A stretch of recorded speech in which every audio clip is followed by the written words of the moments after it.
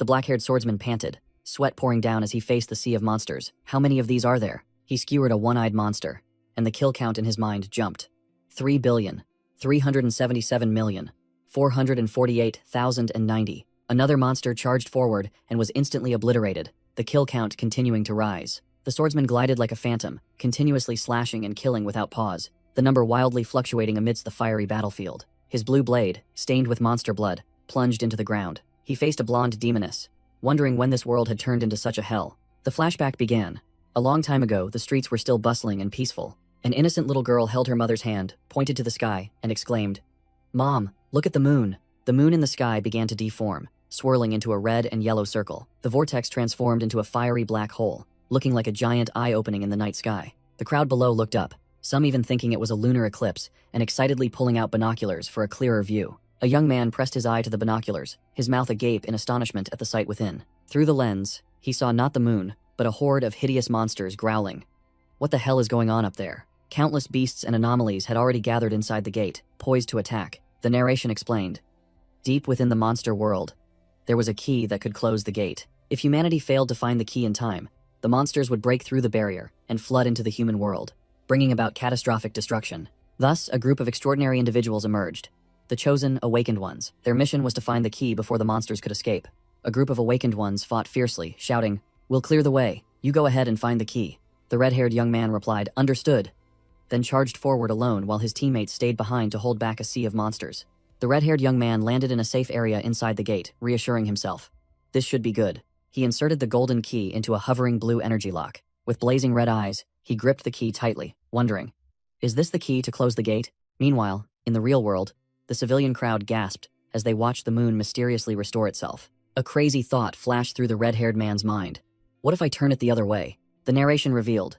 The first group of awakened ones discovered that the key could both close and open the gate, turning the demons into valuable resources to farm. A squad of awakened ones aggressively entered the dungeon, their blonde leader shouting, "Let's go, it's time to get rich." Time flew by, and 5 years had passed. An armored hand gripped a young man's throat tightly, lifting him effortlessly into the air. The young man was thrown straight into the abyss, while the awakened ones stood at the top, looking down with contempt, for in their eyes, ordinary people were nothing but ants. Thud!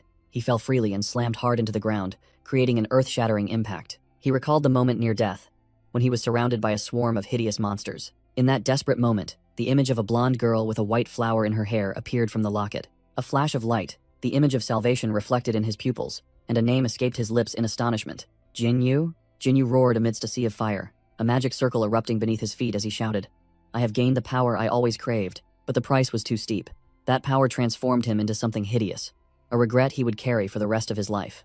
The scene shifted to a new location, high-level dungeon, the Hill of No Return. A young swordsman with dark blue hair unleashed a purple cross-shaped sword strike, cleaving directly into the giant spider monster. The monster's blood gushed out, splattering onto the face of a bewildered backpack-wearing kid standing nearby, making him exclaim, "Wow!" The kid's teammates gathered around, playfully ruffling his hair and teasing, "Stop daydreaming, it's our turn to work." A blonde-haired man with a tattoo urged, "All logistics team members, move out, there's not much time." Feng Wanjia, 19 years old, smiled, and introduced himself as a humble logistics member. When the gates opened, the awakened ones had to frantically grind kill counts, which is how the dungeon logistics profession was born. They specialized in supplying warriors and collecting scraps. No, rather, materials from monster corpses. Even with the front line clearing monsters, an unlucky encounter with one that slipped through the net meant instant death. While looting a slimy monster, Feng Wanjia clicked his tongue. Nothing valuable at all. He secretly thought that if Jinyu wasn't unconscious in the hospital, he wouldn't have to risk his life like this to earn money for her medical bills. Meanwhile, the tattooed man plopped down, panting, "Phew, I'm exhausted." Feng Wanjia quickly brought a whole pack of water. Here," while the other man was shouting for water. The tattooed man grimaced upon seeing the water bottle covered in monster blood. "Gross, didn't you bother to wash your hands after touching monsters?" Two awakened ones whispered to each other from a distance. "Brother Kun, this logistics guy is truly useless. I don't understand what Su Huan you saw in him." Unaware, Feng Wanjia still smiled and offered water to the red-haired captain.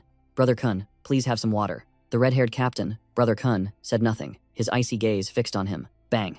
Brother Kun knocked away the water bottles, then delivered a kick that sent Feng Wanjia flying, roaring, "You bastard! You dared to come here on your own again." He pointed, ordering his two subordinates, "Give him a good beating for me, then kill him." Immediately, the two henchmen rushed in, punching and kicking Feng Wanjia relentlessly, giving him no time to react. Beaten black and blue, Feng Wanjia could only stammer on the ground.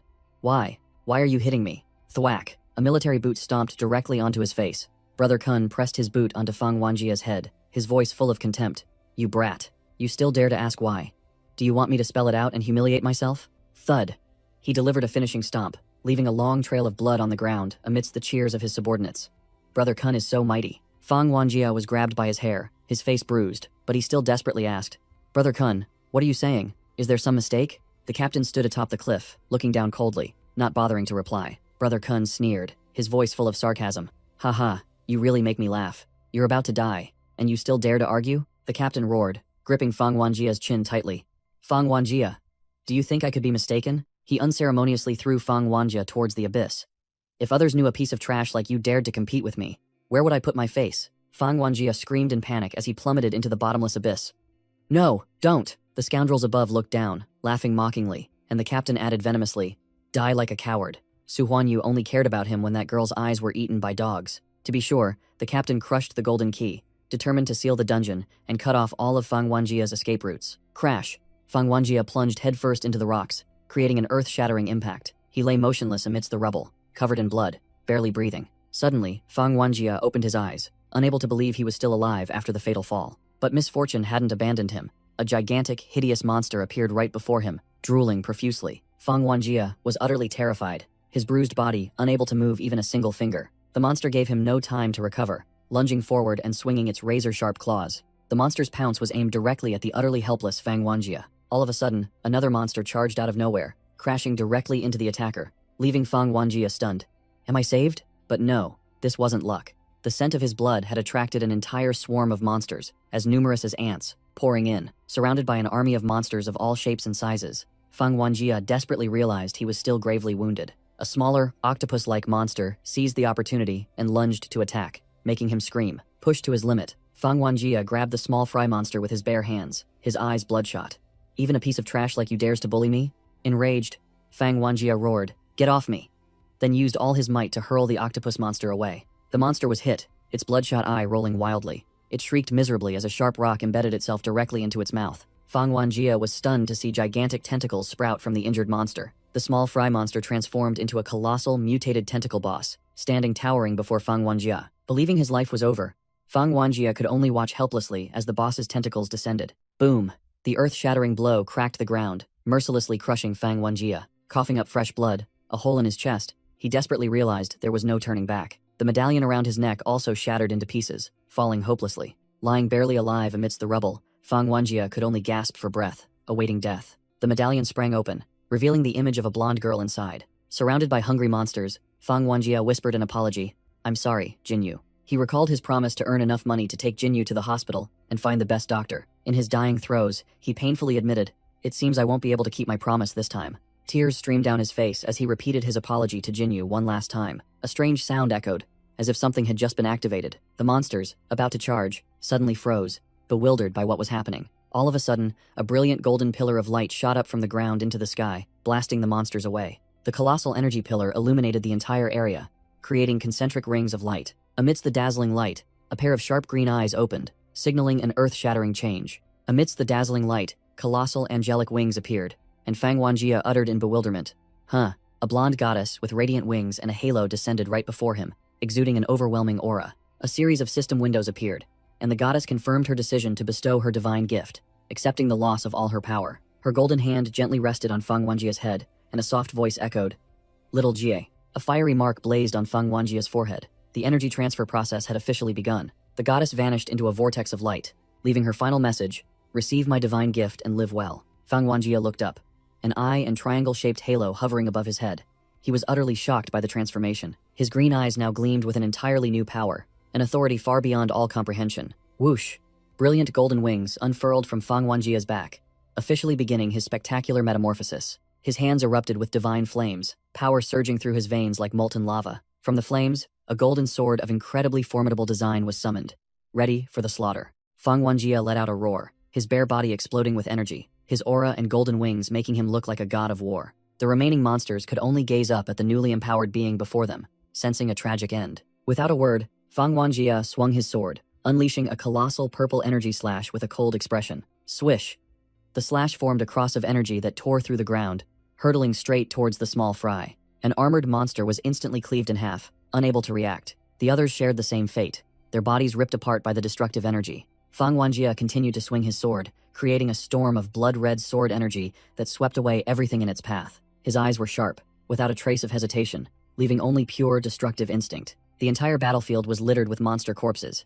Fang Wanjie stood alone amidst the rubble, proving his new level of power. Fang Wanjie blew the head off a mutated lizard monster and roared a challenge.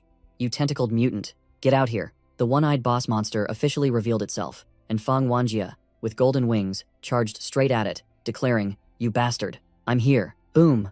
Fang Wanjie's golden sword clashed fiercely with the boss monster's pincer. The boss wasted no words, gathering energy and firing a destructive laser beam from its single eye. Fang Wanjie steeled himself, raising his sword and aura to block the attack, the laser beam pressing him to suffocation. He gritted his teeth and endured, sweat pouring down as he realized his power was being completely overwhelmed. In that moment of despair, he recalled his past as an ordinary person, treated like dirt by the awakened. Back in reality, the boss monster was poised to strike, and he bitterly realized that in this world, even the monsters wanted to tear him apart. Suddenly, a system notification appeared in Fang Wanjie's eyes. System collapsing.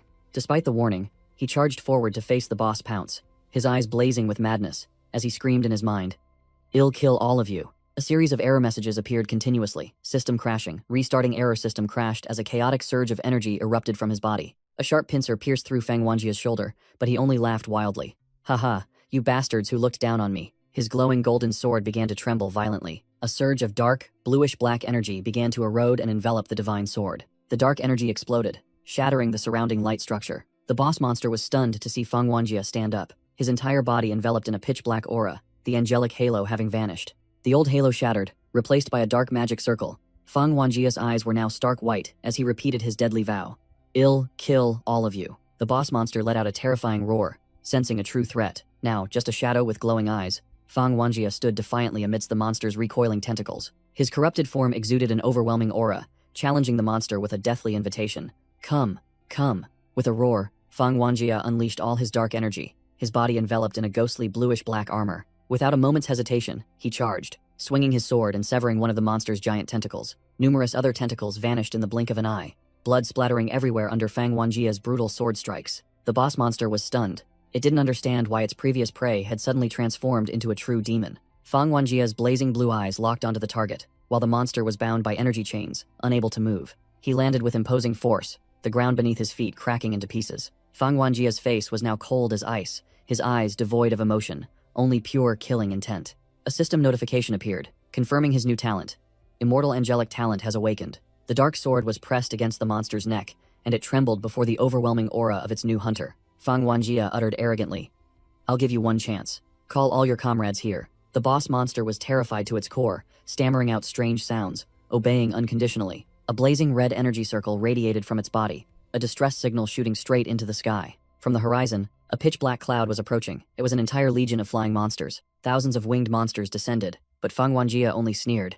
"Can you only summon monsters of this level?" He charged into the horde, the sword in his hand becoming a meat grinder, slicing a flying monster in half with a single strike. Gleaming bluish-black sword slashes swept away everything in their path. He spun around, unleashing a wide-area sweeping attack, creating countless energy explosions in midair, clearing out the small fry. His eyes gleamed with madness, completely immersed in the slaughter. Channeling energy into his sword, Fang Wanjie threw it like a blue light spear, aiming straight at the boss. The boss monster only had time to widen its single eye in horror, watching death hurtle straight towards it. Fang Wanjie pinned the dark sword into the boss, growling, "Did you think I'd let you go?" Thud. The sword pierced straight through the boss monster's skull, dark energy exploding and finishing it off on the spot. Unexpectedly, a giant corpse bee emerged from the corpse, followed by a swarm as numerous as ants. Fang Wanjie sneered at the corpse bee swarm. "Royal corpse bee swarm? Finally, something a little fun. It's my first time seeing so many," he coldly declared. "But no matter what kind of monsters you are, from today onwards, those who intend to harm me shall all die." He snapped his fingers, and a wave of destructive energy wiped out the entire swarm in an instant. He told himself that the full awakening process was still ongoing, because his power should have been blue. Fang Wanjie used his collect skill, absorbing all the death energy from the recently annihilated monsters into a black energy orb. He looked down at the battlefield littered with monster corpses, the dark energy gradually dissipating. Standing amidst the ruins, he wondered, "There's still so much?" He crushed a corpse, revealing blue crystals that the awakened always craved. He picked up a handful of crystals, commanding, "Absorb." The dark armor dissipated, revealing Fang Wanjie's bare body, but the crystal in his hand showed no reaction. An explanatory diagram appeared. Crystals are the main energy source for the awakened, the motivation for them to enter dungeons and farm items. Fang Wanjie strained, trying to absorb energy from the crystal once more, but still failed. Sweat broke out on him. Realizing something was wrong with his body, he felt a strange energy enter his body, but it was definitely not energy from the crystal. A surge of bluish-black death energy billowed up from the monster corpses and was drawn into Fang Wanjie. He was stunned. Could it be the monster's death energy? He realized he could convert death energy into power. A shadow wolf appeared beside him, and he declared, "If so, I don't need crystals anymore." Fang Wanjie tore apart a monster, realizing a new truth. He could continuously grow stronger simply by killing monsters. Standing atop a mountain of monster corpses, he confirmed that after learning this truth, he immediately returned. His eyes gleamed with determination. Now, taking revenge on Jiang Kun had become much easier. Fang Wanjie landed at the forest edge, where the dungeon gate once stood. He looked around the empty clearing in confusion, wondering, where's the gate? On the ground, he discovered the broken golden key. Realizing the enemy's intention, did he want to trap him here forever? Fang Wanjie gritted his teeth, crushing the broken key in his hand and roaring, "I won't let you have your way, you bastard." He turned and walked away, accepting the truth that before finding a way out, the only thing he could do was grind for power. Time fast-forwarded. In his first year trapped, he annihilated 17,565 monsters. By now, Fang Wanjie was so overwhelmingly powerful that he didn't even bother wearing armor when facing weak monsters anymore. He crushed one monster with his foot, then casually tore apart another with his bare hands. He bit into a piece of slimy monster flesh, suddenly remembering something important from his year in the dungeon. Flashback to a year ago, in a high-rise apartment, Jin Yu was sitting next to him, asking, "What are you looking at?" They were both looking at a monster guidebook, and Jin Yu pointed to a page, saying it was quite famous among awakened ones. It was an image of Seraphis the Sealbreaker, an item so rare it could buy a house in the third ring. Jin Yu explained that it lived in an endless sea, appearing when the world inside the gate restarted and created the key. Fang Wanjie wondered about the restart, and Jin Yu explained that it happened when all monsters in the dungeon were annihilated. Back in reality, Fang Wanjie stared at the monster corpse in his hand, his mind racing. If Jin Yu's words are true, he realized the only way to escape from here was to wipe out all the monsters in this dungeon. The montage of frantic grinding continued. Second year, 386,170 kills. Third year, 1,588,702 kills. Monster corpses piled up like mountains. Fang Wanjie lay amidst a pile of bones, panting after the endless battle. He was exhausted, thinking to himself, "Why do I feel like I can never kill all the monsters here?" Amidst a sea of blood and corpses, something colossal was emerging from the shadows. Countless blood-red eyes glowed brightly in the night.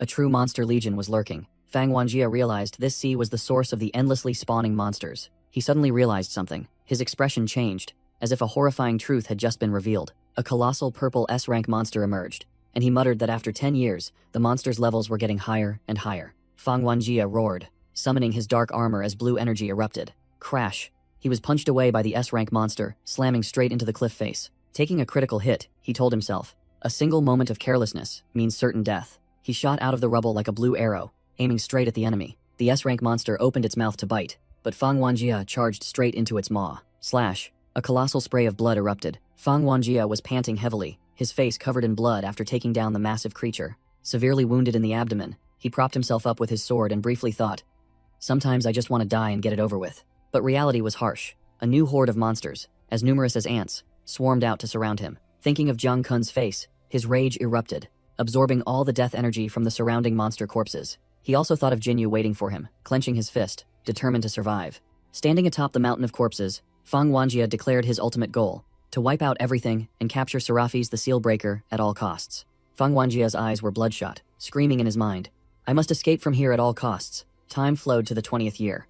Fang Wanjie, exhausted, knelt amidst a desolate forest, bitterly admitting, "This year, I haven't even killed a single monster." The reason was simple. In this entire dungeon, only one final boss remained, a colossal griffin attracted by the treasure tree, turning this place into a perfect ambush point. What a great opportunity. Fang Wanjie's dark energy erupted as he shot into the air, aiming straight for the monster. Whoosh!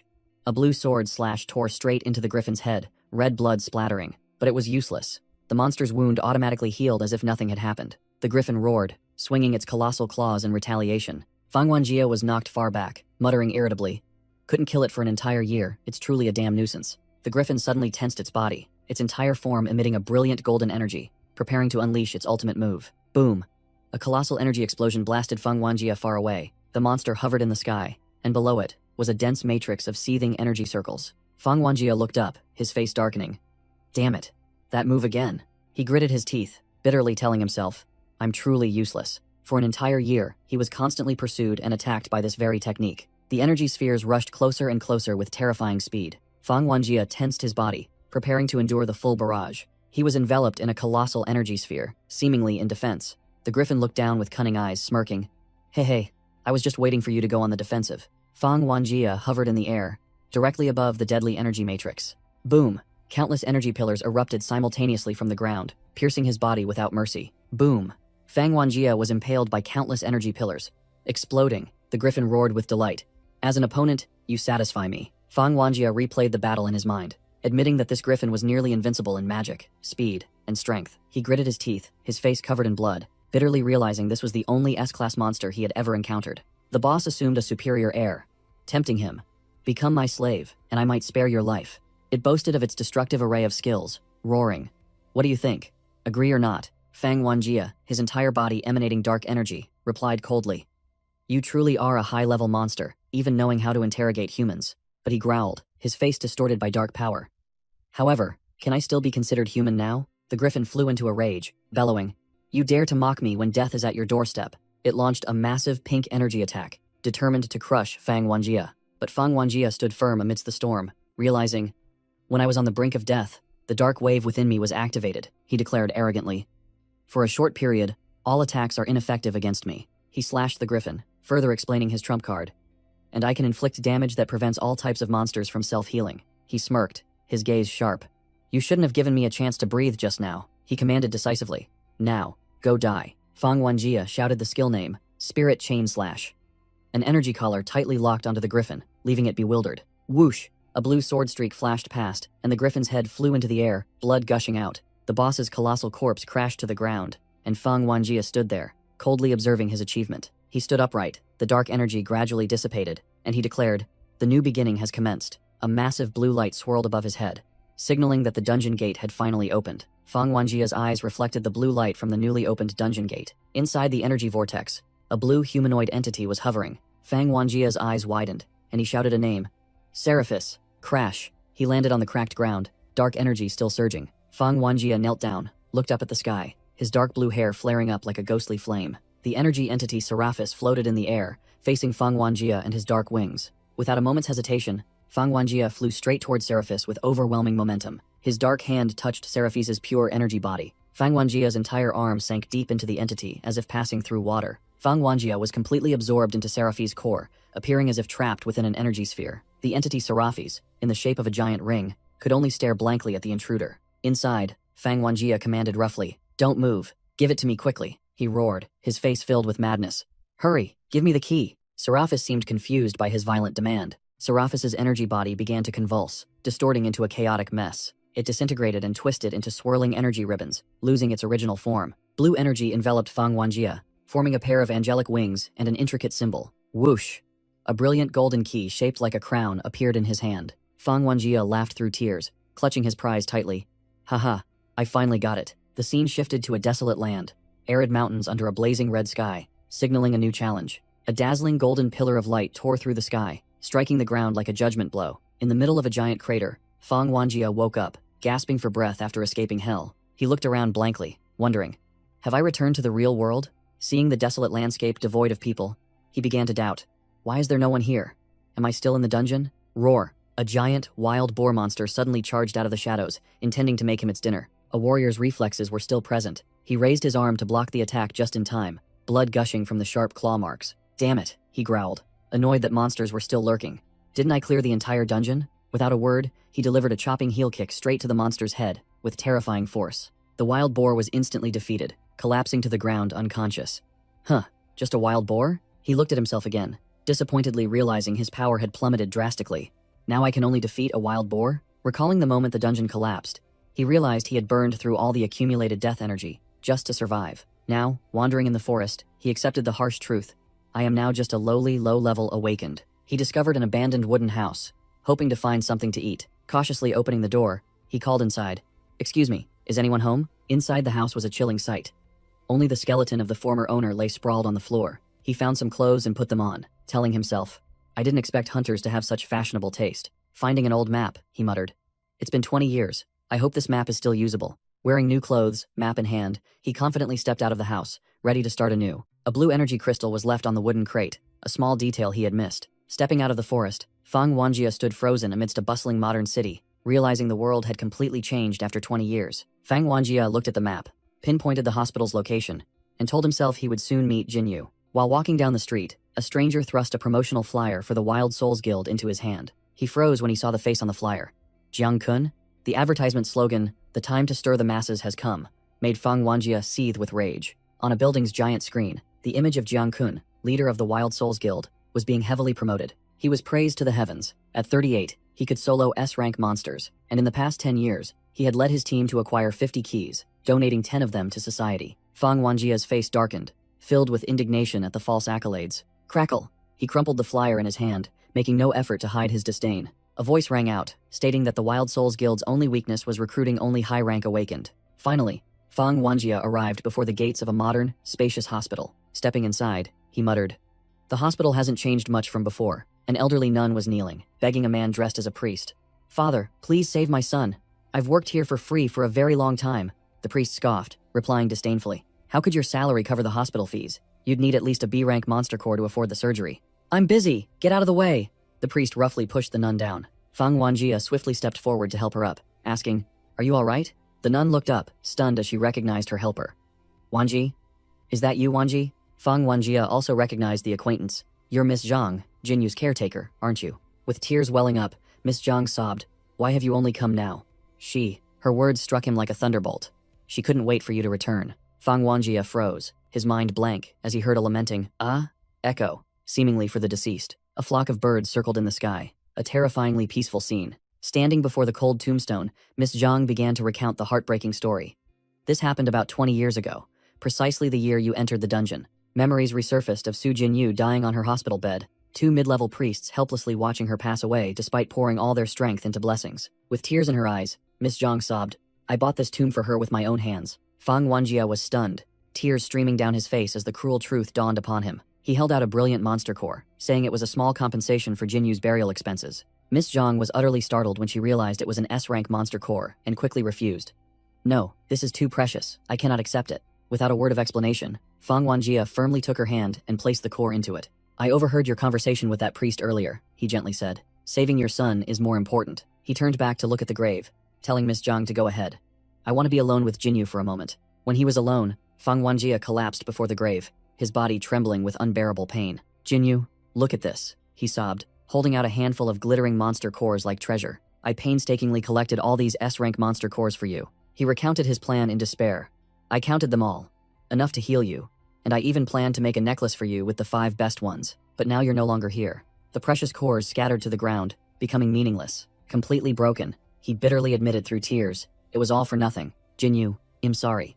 A terrifying surge of dark energy erupted from Fang Wanjia's body, engulfing the entire cemetery. His anguish transformed into dark energy, spreading across the city like a scream. "I couldn't be by your side until the very end." Whoosh! An airship glided across the sky, completely unaware of the tragedy and fury unfolding below. Pulling his hood over his face, Fang Wanjia sobbed in silence, tears ceaselessly falling. An advertising airship blared overhead, praising the Wild Souls Guild for just acquiring their 51st key, and urging people to enter the code "Long Live Jiang Kun" for rewards. Hearing his enemy's name, Fang Wanjia's eyes blazed with fire, and dark energy of hatred began to surge violently. Without further words, Fang Wanjia roared in fury, "Jiang Kun, die!" then swung his arm, unleashing a massive wave of dark energy towards the airship. Whoosh!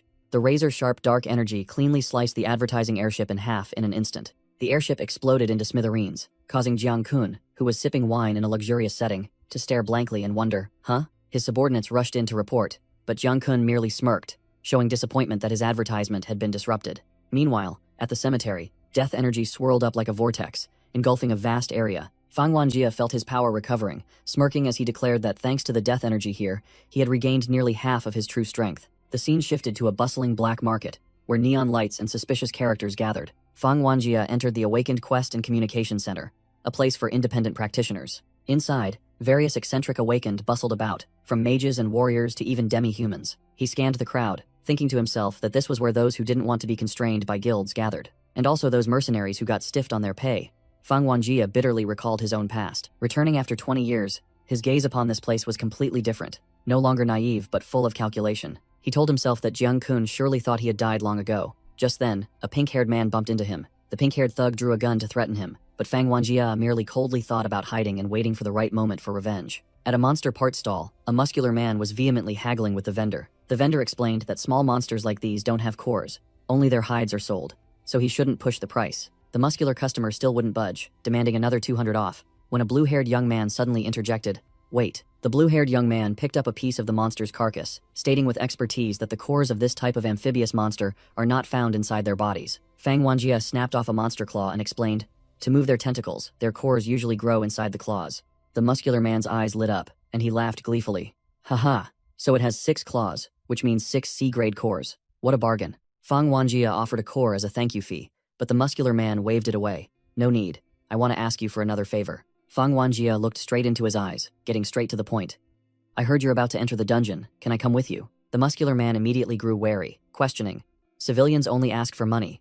Why do you want to enter the dungeon? Fang Wanjia fabricated a reason about researching monster species, while thinking to himself that these low-level awakened ones wouldn't believe him if he told the truth about needing to absorb death energy. The muscular man asked directly, What's your innate talent, buddy? Fang Wanjia replied calmly, with a hesitant voice. I don't have one, but I'll handle the support role. Just then, a long-haired swordsman shoved Fang Wanjia's shoulder quite painfully and snorted coldly. The swordsman glanced sideways with a look of disdain. Trash without an innate talent should just run errands for a guild. At least you won't die. The muscular man quickly explained, putting an arm around his teammate's shoulder. Don't mind his harsh words. A small team of 3 to 5 like ours can't carry an ordinary person. He even illustrated with a scene of an expedition team torn apart by monsters just because a weak member was dead weight for the whole team. Fang Wanjia completely ignored the taunting, his face expressionless. Suddenly, he pointed at the swordsman's bandaged arm. What happened to your arm? The muscular man burst out laughing, recounting that the swordsman had tried to show off during the guild entrance exam but overestimated himself, which is why he got injured. Fang Wanjia looked at the bleeding wound, stating like an expert. This isn't an ordinary wound. It's also poisoned by a demonic insect. To cure it, you'd need at least half a B-grade core. The swordsman tilted his head up, challenging. Oh, you talk as if you can cure it yourself, huh? Fang Wanjia only smirked mysteriously. He turned to the vendor. Sir, please give me a piece of that monster's claw. He handed the claw piece to the bewildered swordsman. Chew it, then swallow. It turned out that making the swordsman eat the claw was just a diversion. Meanwhile, Fang Wanjia had secretly channeled dark energy to break down the toxin structure in his body. The arrogant swordsman removed his arm bandage, gaping in astonishment when he saw the wound had completely healed. Oh, it's healed? The muscular man slung an arm around Fang Wanjia excitedly, laughing loudly. Haha, who wouldn't want a scholar like you? Welcome to the team. The team walked into an alley, and the muscular man still cautiously instructed. To be safe, let's find one more person with an innate talent before entering the dungeon. A faint red aura followed Fang Wanjia, and a voice echoed, It's him. He's wearing that jacket. The blonde archer stealthily pulled out his phone, dialing a number saved as Big Boss. The archer broke into a sweat when the other end of the line snapped. What? You found my son? He stammered quickly.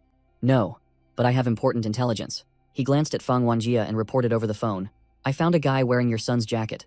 That's right. The scent on him is definitely your son's. The archer wore a sinister smile, his eyes gleaming with malice. He continued into the phone with a chilling tone. Or rather, the scent of your son's corpse. The big boss ordered from the other end of the line. Follow him. Report immediately if anything new happens. The archer immediately obeyed. Understood. The archer hurriedly ran after the group, feigning a casual question to the muscular man. Wait, does your team still need members? He confidently showed off his innate talent. My innate talent is enhanced senses. I am an archer. The muscular man tapped the sword-shaped emblem on his belt, laughing heartily. Haha, it seems we have a full team now. The muscular man summoned a flaming greatsword from the emblem, shouting loudly. Finally, all 5 of us are here. Let's go, team. Fang Wanjia stood behind, casually wondering. 5 people? Including me? Aren't there only 4? The team entered a small forest, where a girl in a horned red cloak was waiting. The muscular man waved in greeting. Sorry to keep you waiting. The muscular man struck up a conversation with the cloaked girl. You always arrive the earliest, don't you get bored? The girl replied coldly. I just don't like crowded places. Fang Wanjia stared at the new member, asking, Is that the 5th member? The cloaked girl suddenly froze, seemingly sensing a familiar power from Fang Wanjia, and a phantom of a blue-horned woman appeared behind her. Fang Wanjia narrowed his eyes, seeing through the girl's true nature. She's not human, but she's not a monster either. Fang Wanjia glanced at the swordsman, thinking to himself, this one hides it well. Even the archer with enhanced senses was fooled. His eyes gleamed with deadly blue light. 40 million monsters farmed isn't a joke, but you can't fool me. He watched the cloaked girl walking among butterflies and noticed something strange. But there's no killing intent at all. First time encountering this type. The muscular man held up the dungeon key, shouting loudly. Is everyone ready? Let's get to work. He showed off the key without a crown emblem, explaining, It's just a regular key. It seems this dungeon doesn't have any tough monsters. Whoosh! The key activated. The space rippled and opened a blue energy gate. The shadows of the 5-person team were cast upon the dungeon gate, preparing to enter a new farming session. The muscular team leader led the way, eagerly urging, "Let's go! Let's go! Follow me!" Fang Wanjia followed behind, his mind filled with doubt. Do I really have to follow a disguised monster into the dungeon? The long-haired swordsman turned to Fang Wanjia and lectured him. "Since you saved my life, I advise you not to throw your life away, you monster scholar." Fang Wanjia didn't bother to say much. His darkened eyes flashed with a chilling killing intent. "Shut up!" The swordsman immediately turned pale, sweat pouring down like rain as he felt the terrifying pressure. Startled out of his wits, the swordsman turned away, muttering awkwardly, truly ignorant." Fang Wanjia ignored him, his gaze firm. "It's come to this. There's nothing good about advancing or retreating," he resolutely declared. "Let's go in," and stepped through the spatial threshold. Fang Wanjia alone entered the dungeon gate, radiating dazzling light. Whoosh! As soon as the last person stepped through, the gate immediately slammed shut. He landed in a cracked, rocky area. Below was boiling lava, and above was the gate that had just vanished. The entire team had gathered, and the team leader began to outline the plan. "It seems everyone has arrived. Now, listen to a few things I need to tell you." He pointed at the hellish landscape around them. Although this dungeon doesn't have dangerous monsters, the high temperature and poisonous gas in the air are still enough to kill people. The captain announced the main objective: hunting magma hounds. As their cores and fangs were extremely valuable, he declared he would pair with Aqi, the team's mage, as he specialized in close combat. Mo Xiaoqin, a controller, would go with the archer. As for Fang Wanjia, the rookie, he was assigned the role of a runner, tasked with collecting cores and fangs. Aqi sneered as a pack of magma hounds appeared. "Haha, speak of the devil, and the monsters show up to die." The captain roared, 10 hours, go!" And the entire team charged forward, leaving Fang Wanjia standing alone on the battlefield. A pack of magma hounds snarled, charging straight towards the team from within the sea of flames. A magma hound opened its maw, letting out a piercing shriek, preparing to tear its enemies apart. The captain swung his greatsword, shouting loudly for support. "Aqi, help me!" The muscular man brought his flaming greatsword down, creating a lava wave that swept forward. From within the fiery wave, Aqi summoned a series of dark spikes that shot into the sky. The mage Aqi growled, unleashing his ultimate skill. Icicle rain. Countless ice shards descended from the sky, colliding with the dark spikes. The combined magic formed a storm of razor-sharp ice fragments. Rip! The ice storm tore the magma hounds to shreds, splattering blood everywhere. Aqi glanced at Fang Wanjia with a condescending look.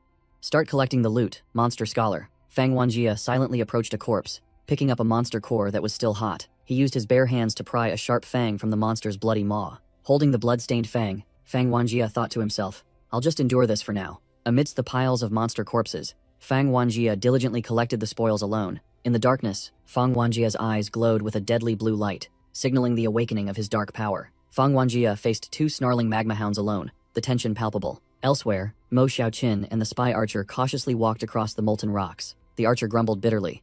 "I came to keep an eye on him, so why am I stuck with her now?" Suddenly, an entire pack of colossal magma hounds emerged from the sea of flames, surrounding the two of them. The archer broke out in a cold sweat, realizing the dire situation.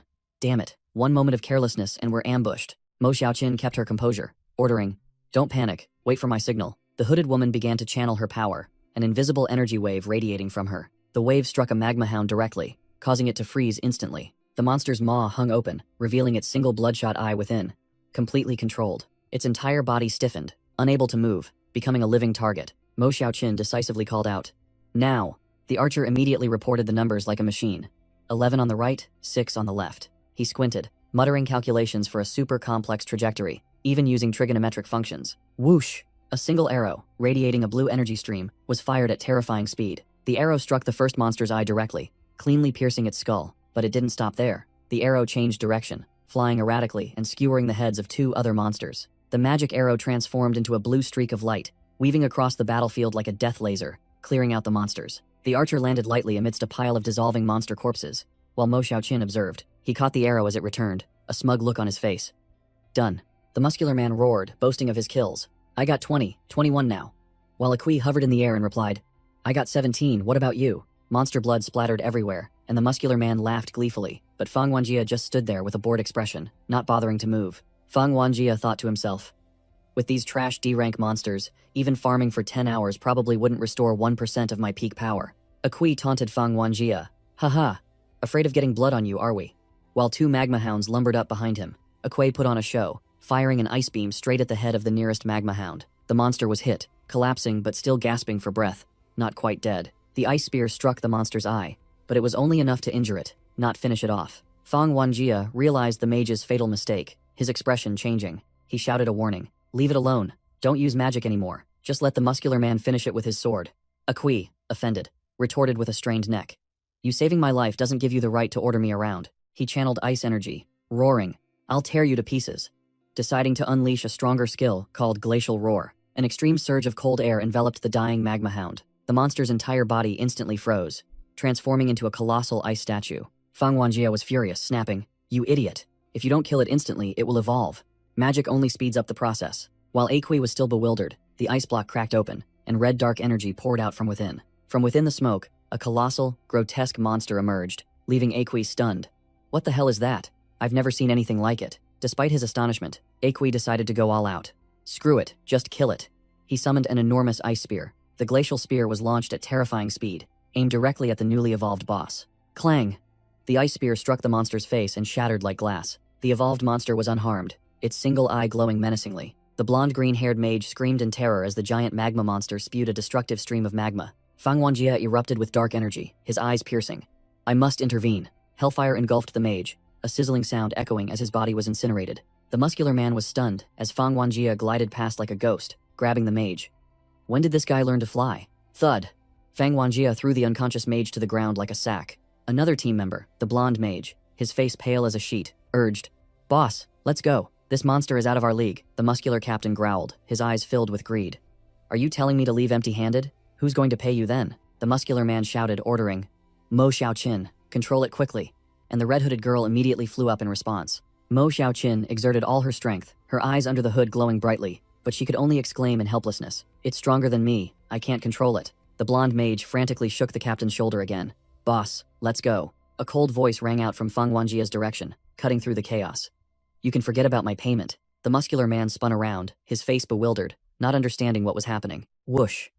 Fang Wanjia had charged straight into the monster's jaws, terrifying the entire team. Madman!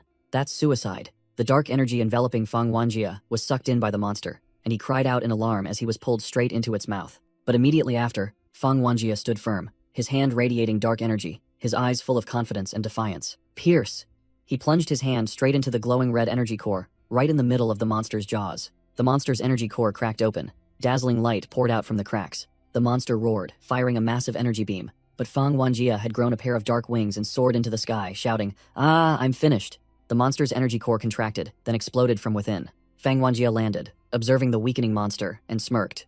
It's on cooldown. This is my chance. Fang Wanjia was reluctant to act himself. His finger twitched slightly, and a stream of purple dark energy began to form. Suddenly, Akui found his body enveloped by dark energy, his face blank, not understanding what was happening. The dark energy gathered into a sharp point right in front of Akui, forcing him to look straight at it. A massive, overwhelmingly powerful dark sword automatically formed in Akui's hand, making him cry out in terror. What the hell is this? Where did it come from? Akui completely lost control, thrown straight towards the magma boss by an invisible force, his mouth screaming in helplessness. No, no, no, I can't. He was thrown straight into the monster's rock armor, letting out a miserable cry. Boom! A terrifying explosion engulfed both Akui and the boss, the dark power tearing through the magma defenses. The monster's diamond-hard armor shattered into pieces under a single blow. Fang Wanjia appeared, his face looking slightly tired, and muttered, Tisk. Controlling others with death energy is so difficult. I can't control the power at all. Akui knelt on the ground, panting as if completely drained. The dark sword had vanished. He looked up at the heavily wounded boss, his limbs trembling, unable to believe his eyes. Did I do that? The muscular captain walked over, patted Akui's shoulder and laughed loudly. Haha, so you were still holding back.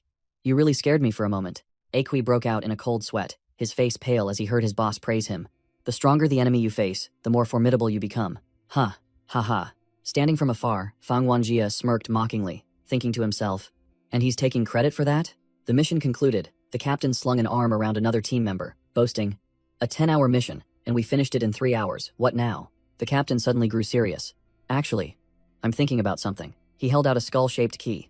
The reason I bought this key so cheaply is because many people have died in that dungeon. A new dungeon gate appeared, looking like a giant, deadly skull-shaped cave. Inside, there's an unexplored cave. No one who has entered has ever returned. The captain turned to look at Akui with expectant eyes. But if Akui can defeat a B-rank monster, do we want to go in and check it out? This made him speechless with fear. Meanwhile, Fang Wanjia just stood silently in a corner, his finger idly playing with a stream of dark energy, clearly attracted by this new dungeon. The muscular captain slapped Aqui's shoulder, laughing heartily. Big Brother Tui has decided, let's go, brothers. The entire team entered the skull-shaped dungeon gate. Inside was a cave glowing red like hellfire magma. The captain, wielding his flaming greatsword, led the way, seriously instructing, "The path here is very winding, stick close." As soon as he turned his head, he saw no one. His face bewildered, he asked, "Huh? Where did everyone go?" It turned out the whole group was clinging tightly to Aqui like barnacles. The captain also quickly grabbed him. "Never mind, just stick with Big Brother Kui and we'll be fine." Meanwhile, Fang Wanjia had already separated from the group at some point, silently entering another dark passage alone. He analyzed the situation calmly. The monsters in the cave usually wait for people to enter before blocking the exit, so they must be ambushing in the side passages. As soon as he finished speaking, countless sharp slashes tore through the ground. A small dark figure with glowing eyes peeked out from behind a rock, secretly observing Fang Wanjia. A strange brown-haired man appeared from the shadows, smiling sinisterly. "I want to talk to him alone now, and no one will see." Fang Wanjia merely glanced, his face bored. He replied, "Oh." Suddenly, a horde of gigantic, horned, rock-armored monsters with blood-red eyes appeared, surrounding Fang Wanjia. The brown-haired man turned pale with fear, muttering, "At this level, even a B rank awakened would be wiped out. Damn it. I just found a clue. Slash." Before he could react, the entire horde of monsters was sliced into 100 pieces in the blink of an eye. The brown-haired man froze, his mouth agape and eyes wide, not understanding what the hell had just happened. A stream of blue sword energy grazed the face of a monster, so fast that it didn't even realize it was about to die. Crash, crash, crash. The entire horde shattered like pottery under an invisible force, without any resistance. Fang Wanjia stood in the middle of the battlefield, blue dark energy swirling around him. "I need enemies like you, otherwise who knows when I'll recover my death energy." From the deep darkness, a gigantic, glowing red eye slowly opened, signaling the appearance of the final boss. A gigantic monster, engulfed in raging flames, stood towering before him, but Fang Wanjia merely smirked. Finally, something interesting. The fireboss roared, launching a hellfire punch straight towards Fang Wanjia. It continued to spew a destructive volcanic flame stream, determined to incinerate everything. Fang Wanjia calmly raised his hand, and a blue dark energy vortex appeared, blocking the flames. The dark energy orb began to swell, devouring the boss's entire attack. Boom! The dark energy orb easily absorbed the flame stream, remaining unscathed. Fang Wanjia smirked, his eyes full of challenge. "Is that all you've got? Are you looking down on me?" He channeled his energy, and the dark energy orb in his hand erupted with power, crushing the fire boss. The giant dark energy orb enveloped the monster, draining its life force as it struggled helplessly. The dark energy exploded, and the boss was officially annihilated. Elsewhere in the dungeon, the muscular man and the blonde mage were startled by the tremor. What the hell is going on? A dark energy orb shot straight into a rocky mountain, causing a terrifying explosion. Dense black death energy from the monster corpses began to gather. All the death energy was drawn towards Fang Wanjia, making him look like a god of death harvesting souls. The spy archer hiding nearby broke out in a cold sweat, muttering his report. That bastard was hiding his true strength. "Boss Zhang, the one who killed your son is an opponent I cannot handle." Fang Wanjia suddenly spun around, his sharp gaze sweeping towards the spy. "Who's there?" The archer's heart pounded, his face turned pale. "Damn it, he saw me." Fang Wanjia dashed forward with terrifying speed, leaving a blue blur in his wake, even slicing through magma. The archer panicked. He could only cover his head in resignation as he saw the protagonist charging. "It's over. There's no escaping now." Fang Wanjia descended from the air, and the archer could only look up in despair. "You think you can hide from me underground?" Fang Wanjia roared, unleashing an earth-shattering punch down onto the spy's hiding spot. Thinking she could ambush the protagonist, the red-hooded assassin was grabbed by the neck like a chick by Fang Wanjia, her face showing clear horror. She even dared to retaliate, swinging her sword to create a crimson energy stream in an attempt to counterattack, but the skill gap was too vast. Fang Wanjia merely tightened his grip slightly, and the girl coughed up blood. Suddenly, her body melted into a red liquid, seemingly a bizarre escape skill. The liquid reformed into a human shape behind Fang Wanjia, and Mo Xiaoqin, her face pale, exclaimed, "You truly are a monster." Fang Wanjia spun around, his fiery gaze fixed on her face, and growled, "Why are you following me? Lie, and you die." Mo Xiaoqin confessed that she knew he blew up the airship at the cemetery and wanted to kill Jiang Kun. It turned out, in a flashback, that she herself had disguised herself and hidden in ambush to observe Fang Wanjia that day. Mo Xiaoqin ground her teeth and snarled, "Coincidentally, I also want to kill that bastard Jiang Kun." She added a psychological blow, reminding him that the archer was still eavesdropping nearby, challenging Fang Wanjia to deal with him. Fang Wanjia remained silent.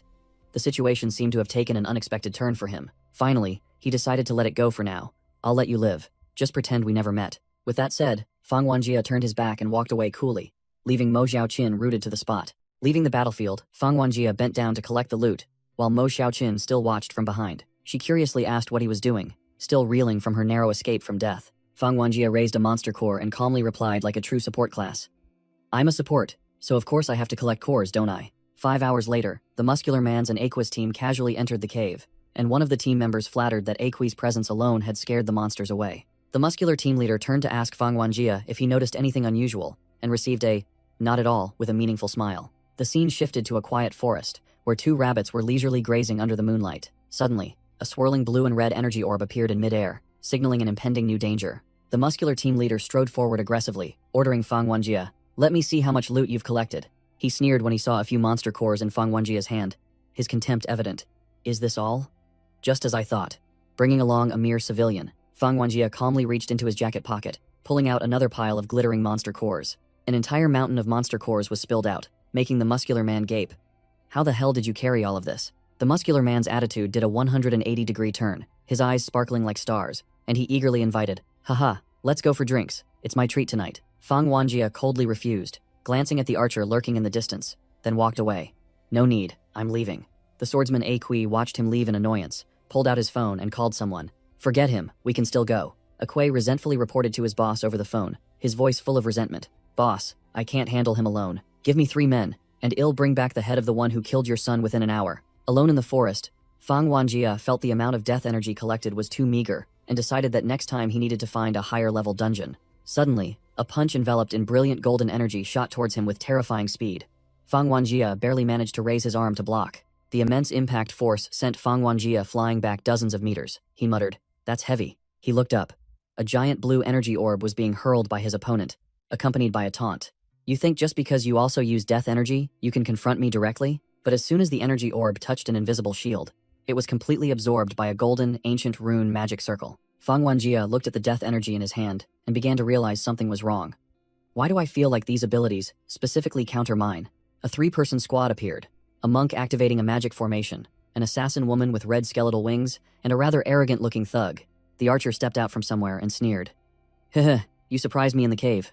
So I called in some specialists to specifically deal with you." He drew his bow, knocking a strangely designed arrow. The archer aimed straight at Fang Wanjie and confidently declared, "Don't worry, I won't kill you. I'll just break your arms and legs." Whoosh! The arrow shot forth with wind-rending speed, gouging the ground along its flight path. The arrow stopped right in front of Fang Wanjie, but he merely stood still, his hair and eyes flaring with a blue aura, preparing to activate slaughter mode. The monk began chanting, a glowing golden circle of ancient runes surrounding his hands. The orange-haired thug was startled when he saw the target vanish. "Huh? Where is he?" Suddenly, a massive red magic circle erupted beneath Fang Wanjie's feet, binding him in place. The monk completed his hand seals, activating a support skill for his teammates. Frenzied arrow rain. The archer's arrows were enhanced, duplicating into a storm that rained down, pinning Fang Wanjie to the ground. Invisible energy threads tightened around Fang Wanjie, attempting to tear his body apart. The archer fired another arrow, challenging, "Try dodging this." A mere novice daring to show off.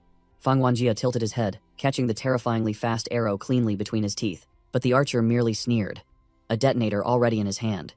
It turned out to be a trap. The arrow exploded into a blinding sphere of light, and he yelled, "This magnesium oxide arrow was specially made for you." Fang Wanjie was hit directly in the face by the intense light, muttering, "I'm completely blind." Seizing the opportunity, the female assassin unleashed her skill, a giant skeletal hand made of red energy lunging at the disoriented Fang Wanjie. She showed admiration.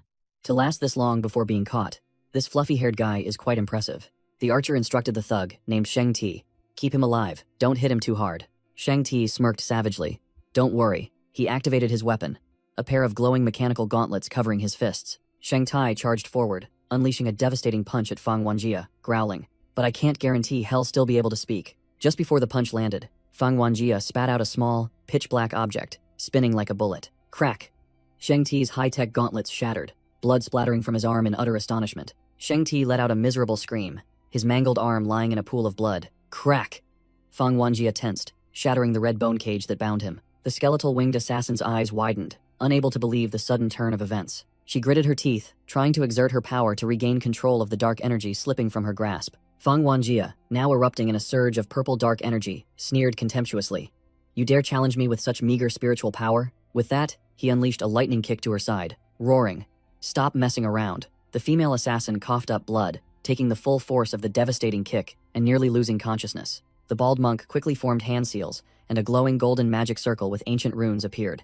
Divine step teleportation. The archer's arrow was blocked by the magic circle, and Fang Wanjie clicked his tongue in annoyance. Tisk, this trick again. I've lost my patience with you all.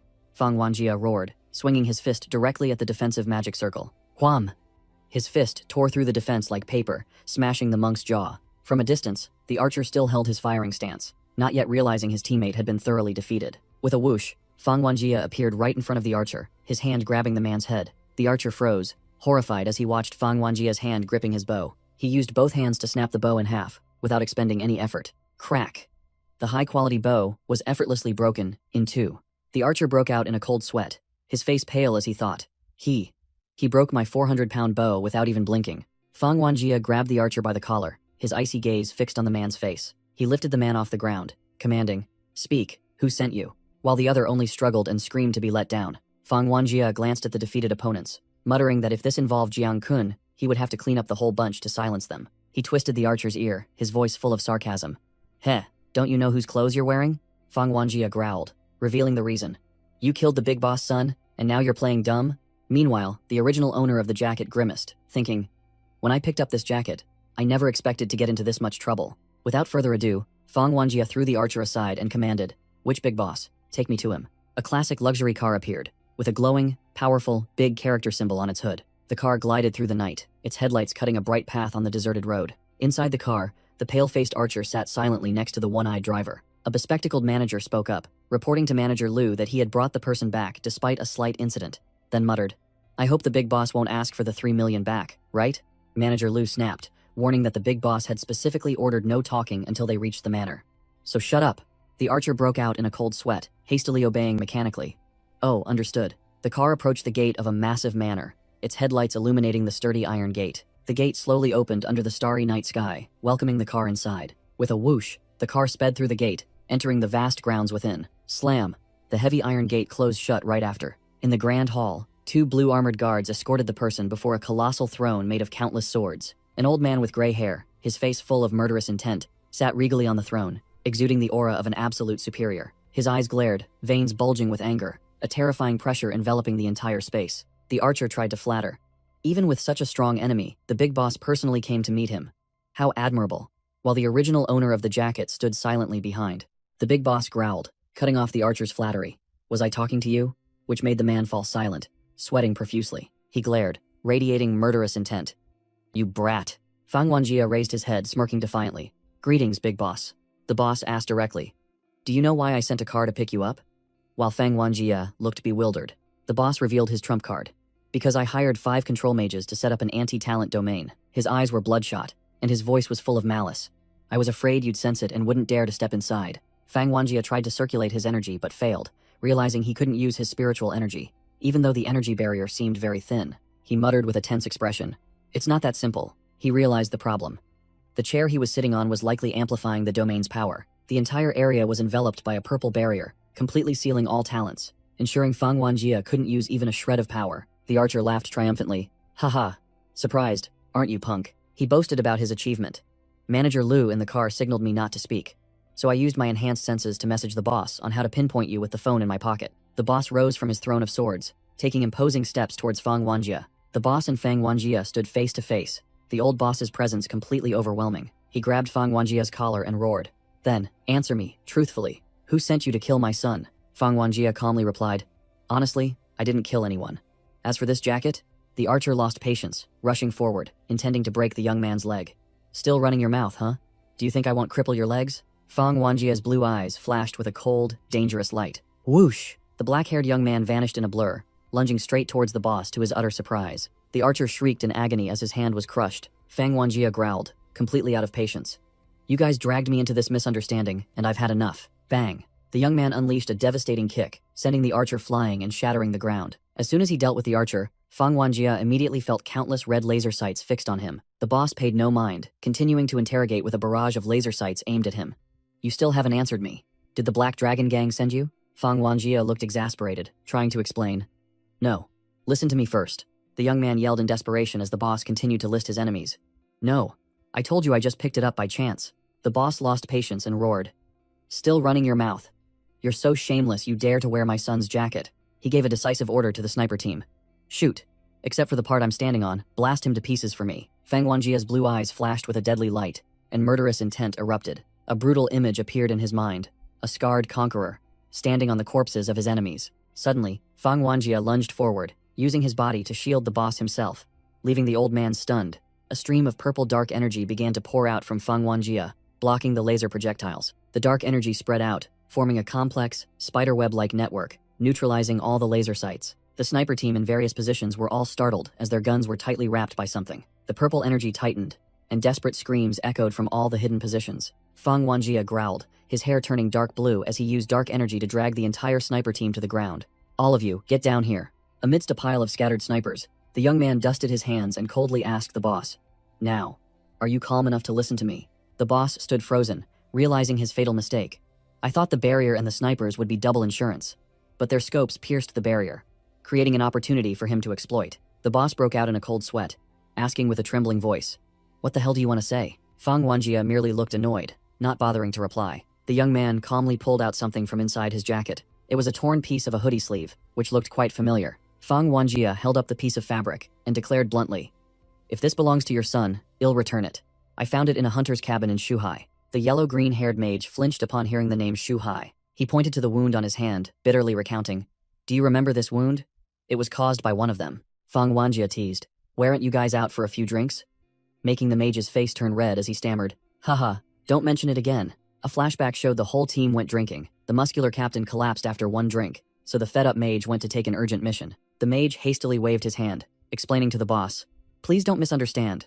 I only intended to disable the sniper rifles. I had no intention of harming any of you." Another soldier, with a bruised face, interjected, "I heard Raging Souls recruited an A-rank awakened.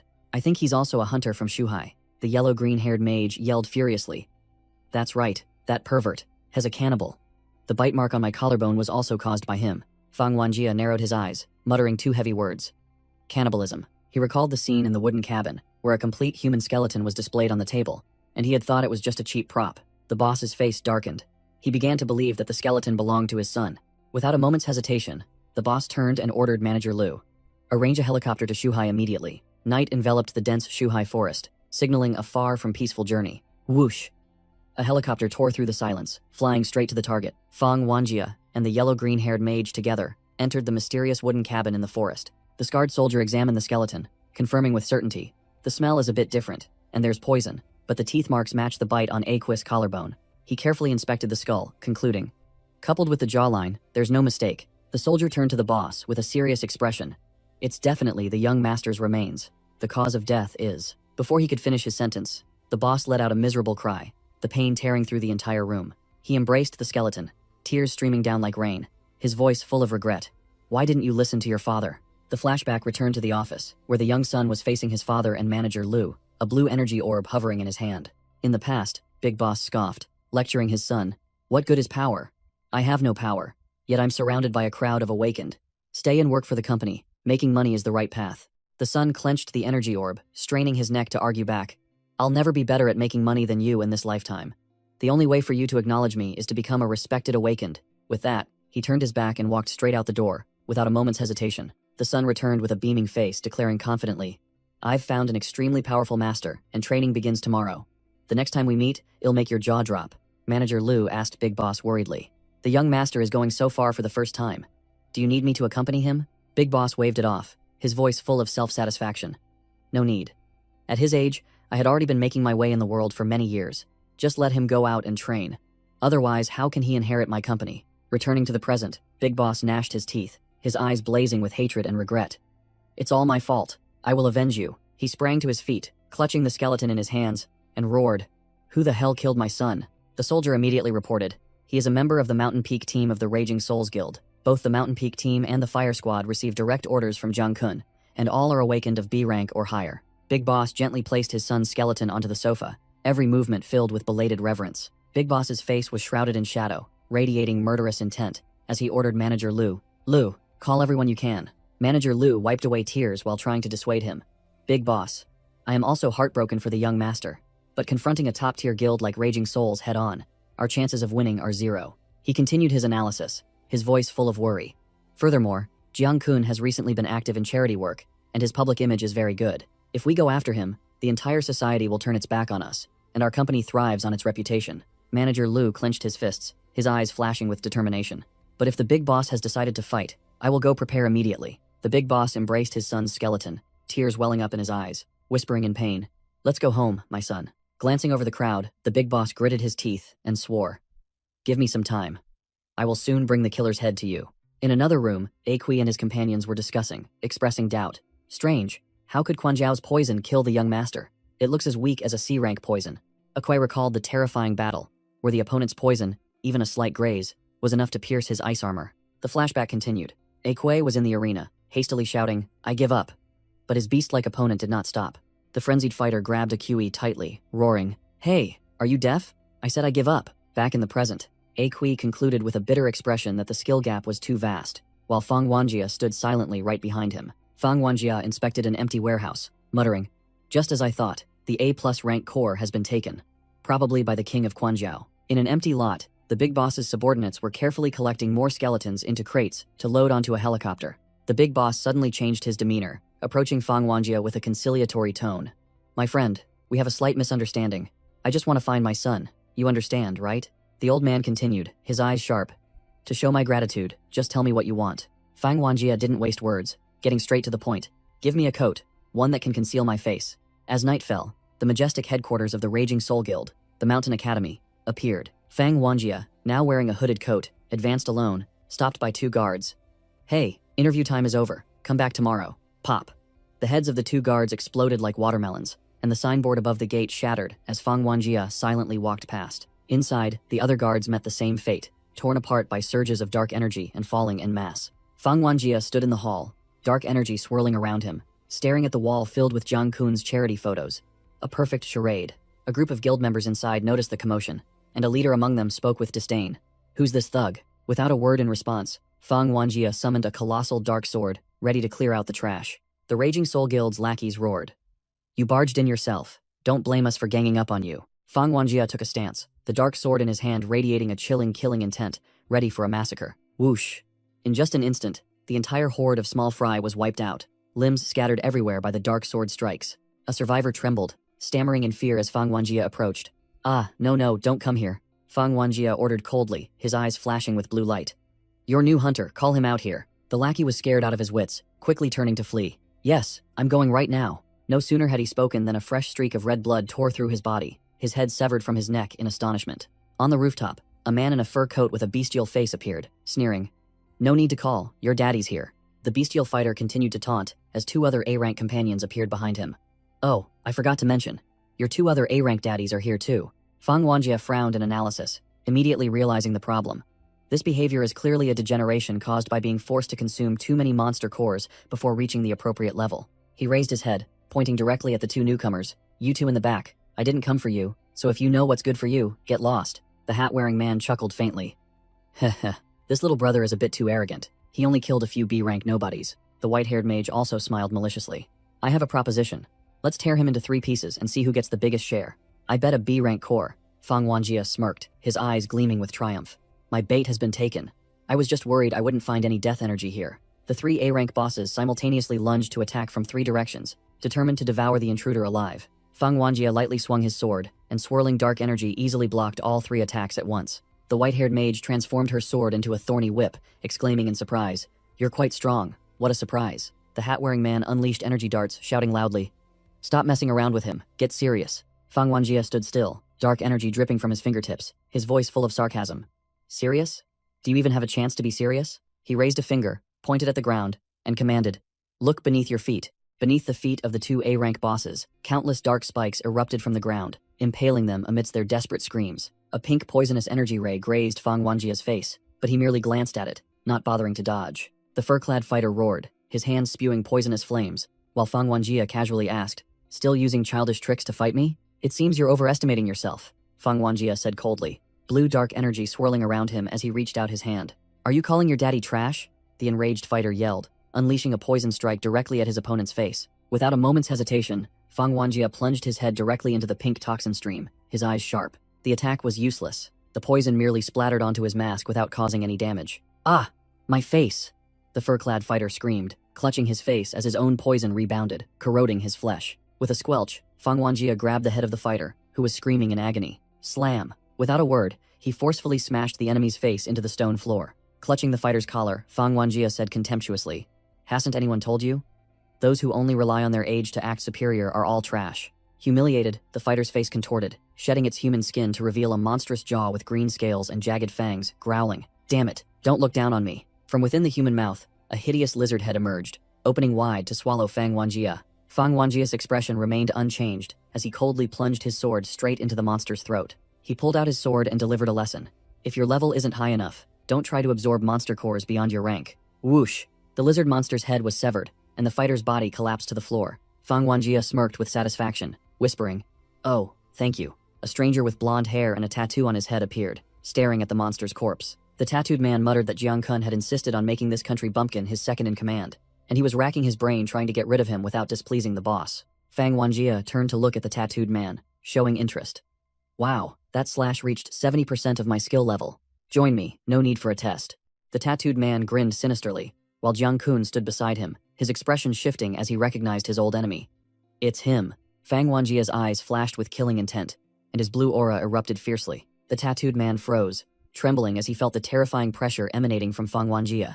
The tattooed man stammered, "What? Do we know each other?" Fang Wanjie lunged forward like a ghost, growling, "Even if you shed your skin, I'd still recognize your bones." The tattooed man instantly ignited flames to block the attack, narrowly escaping death, and sighed in relief. "Phew, I almost lost my head." Fang Wanjie ripped off his jacket, mocking, "Ha, you're quick to strip. Trash comes here every day, but today seems especially insane." Fang Wanjie squinted, analyzing. "A fire attribute ability?" Even though I didn't see him move at all, the tattooed man drew a dagger, preparing seriously. The tattooed man pointed at the corpse of the white-haired awakened woman, lecturing, "You killed 3 A ranks, so you're probably in the top 200 A ranks." He continued to boast, "But you've chosen the wrong opponent to challenge." The tattooed man tensed up, golden energy erupting around him, shouting, "I'm in the top 100, you know." Fang Wanjie easily blocked the tattooed man's flame-wrapped punch with one hand. The tattooed man sneered, seeing his opponent block the attack, but Fang Wanjie calmly held his arm tightly. Fang Wanjie threw a hook punch to the tattooed man's stomach, forcing him to retreat. Fang Wanjie looked at his smoking arm, wondering, "I blocked his attack, so why am I burned?" The tattooed man scoffed, "Huh, analyzing my innate ability? Do you even have the brains for that?" He roared, charging forward. "The fighting style of a top 100 isn't something brainless fools like you can comprehend." Fang Wanjie lightly lifted a paving stone, as if it weighed nothing. Whoosh! Fang Wanjie hurled the paving stone directly at the charging tattooed man's face. Splat! The paving stone shattered as it collided with a blazing fireball. The tattooed man tensed, flames erupting around him, and shouted, "It's useless!" But he immediately froze as a spike of dark energy shot straight towards his face. The tattooed man roared, "You think you're the only one with weapons?" Then threw a fiery punch to block the attack. Fang Wanjie glided forward, a dark sword already in his hand, realizing in his mind, "I see. This guy isn't fire attribute." Whoosh! Fang Wanjie unleashed a powerful arcing slash. The tattooed man hastily retreated to dodge. Dark energy enveloped Fang Wanjie's hands, ready for a brutal hand-to-hand fight. The tattooed man was seized, his face filled with confusion. "Everyone has an innate ability. Why is he charging in to fight me barehanded?" Fang Wanjie closed in, unleashing a flurry of lightning-fast attacks on his opponent's face and chest. The two clashed, creating an energy explosion that cracked the ground around them. Fang Wanjie completely overwhelmed him, repeatedly punching the tattooed man, leaving him breathless. Fang Wanjie taunted as he fought. "Why don't you burn me anymore? Are my attacks too fast for you to concentrate?" He continued to analyze. "So you can't use your brain to accelerate electrons anymore, right?" The tattooed man broke out in a cold sweat, unable to believe his ears. What? How could he understand after just a few moves? Fang Wanjie coldly grabbed his arm, dark energy flaring up. He smirked.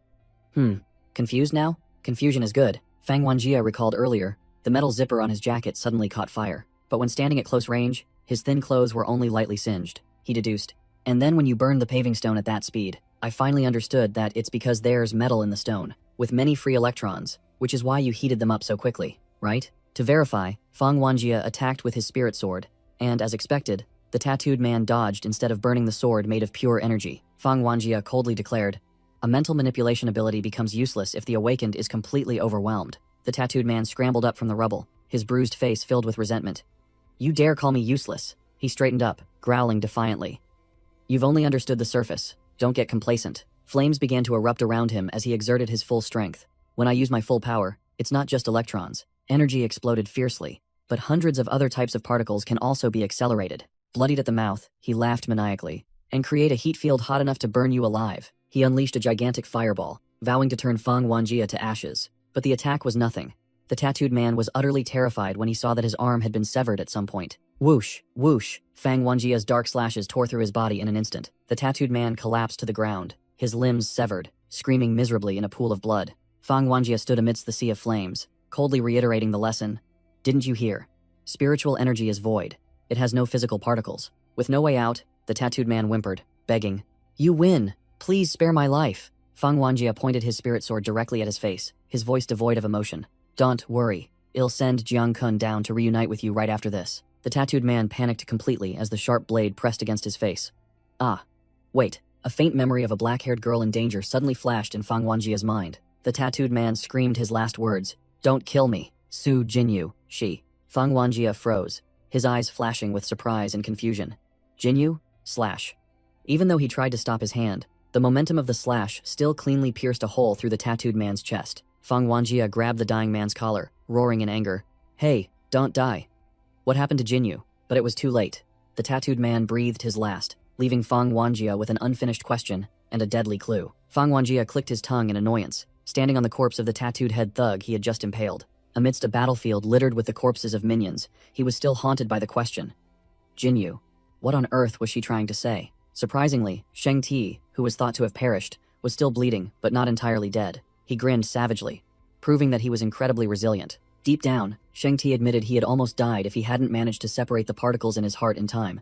Astonished by how strong Fang Wanjia had become after 20 years, he was confident he could reattach his limbs within 10 minutes, and was determined to report this to Jiang Kun immediately. His monk accomplice was also clinging to life, but one arm had been crushed into a messy pulp. He panicked as he felt an invisible force tearing his body apart, not understanding what was happening. Sharp, dark spikes suddenly pierced through him, turning him into a walking sieve. The monk only managed to let out a final scream in utter despair. His entire body exploded into fragments, sucked into an energy vortex, and vanishing into nothingness. Fang Wanjia stood there, having returned to his usual appearance, coldly watching everything being obliterated. He coldly declared, "I originally intended to keep a low profile, but now I have no choice but to erase all evidence." Standing on the rooftop of a tall building, he wondered if anyone would discover this massacre. From a distance, a female figure in a tight-fitting suit watched Fang Wanjia leave. Mo Xiaoqin, the girl with green horns, hid behind a pillar, thinking to herself, "What a reckless one.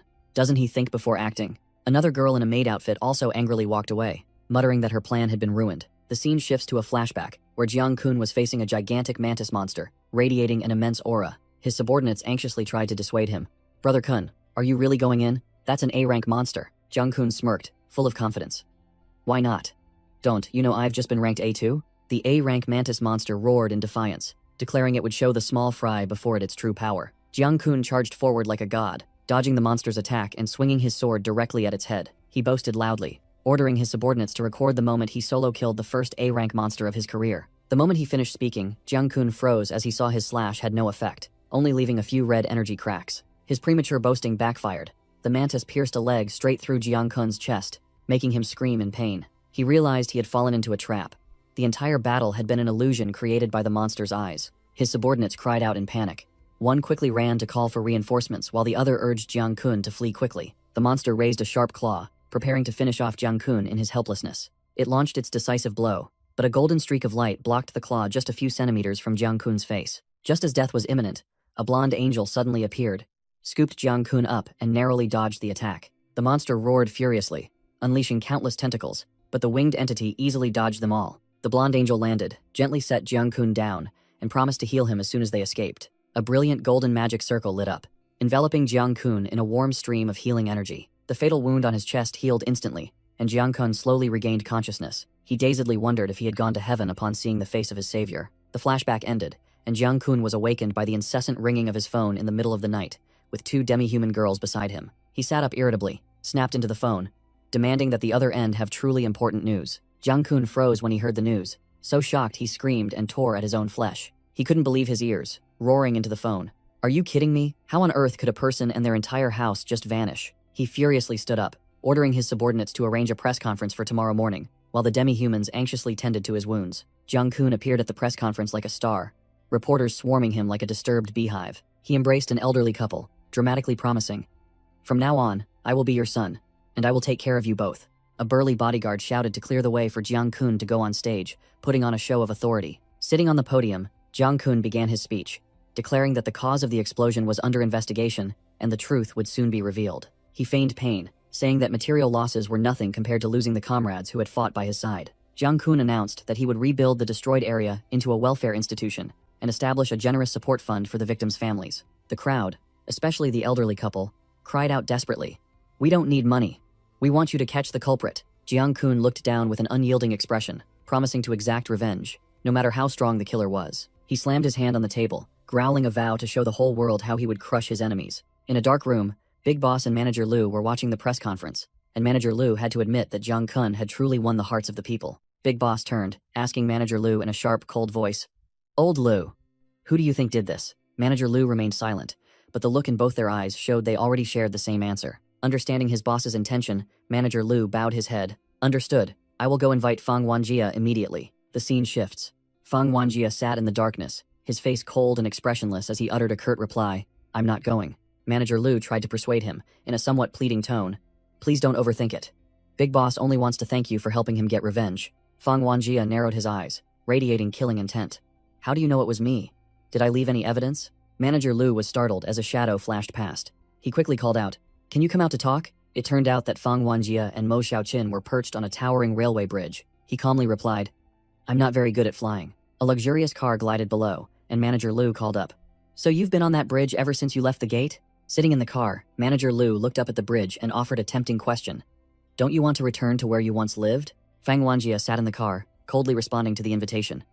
"No, if I go there, I'll just want to cry." Finally, he arrived at the magnificent mansion of the Big Boss. Manager Lu bowed and reported, "Big Boss, I have brought Fang Wanjia." The Big Boss offered tea, his tone like an elder instructing a junior. "This tea helps calm the mind, young man."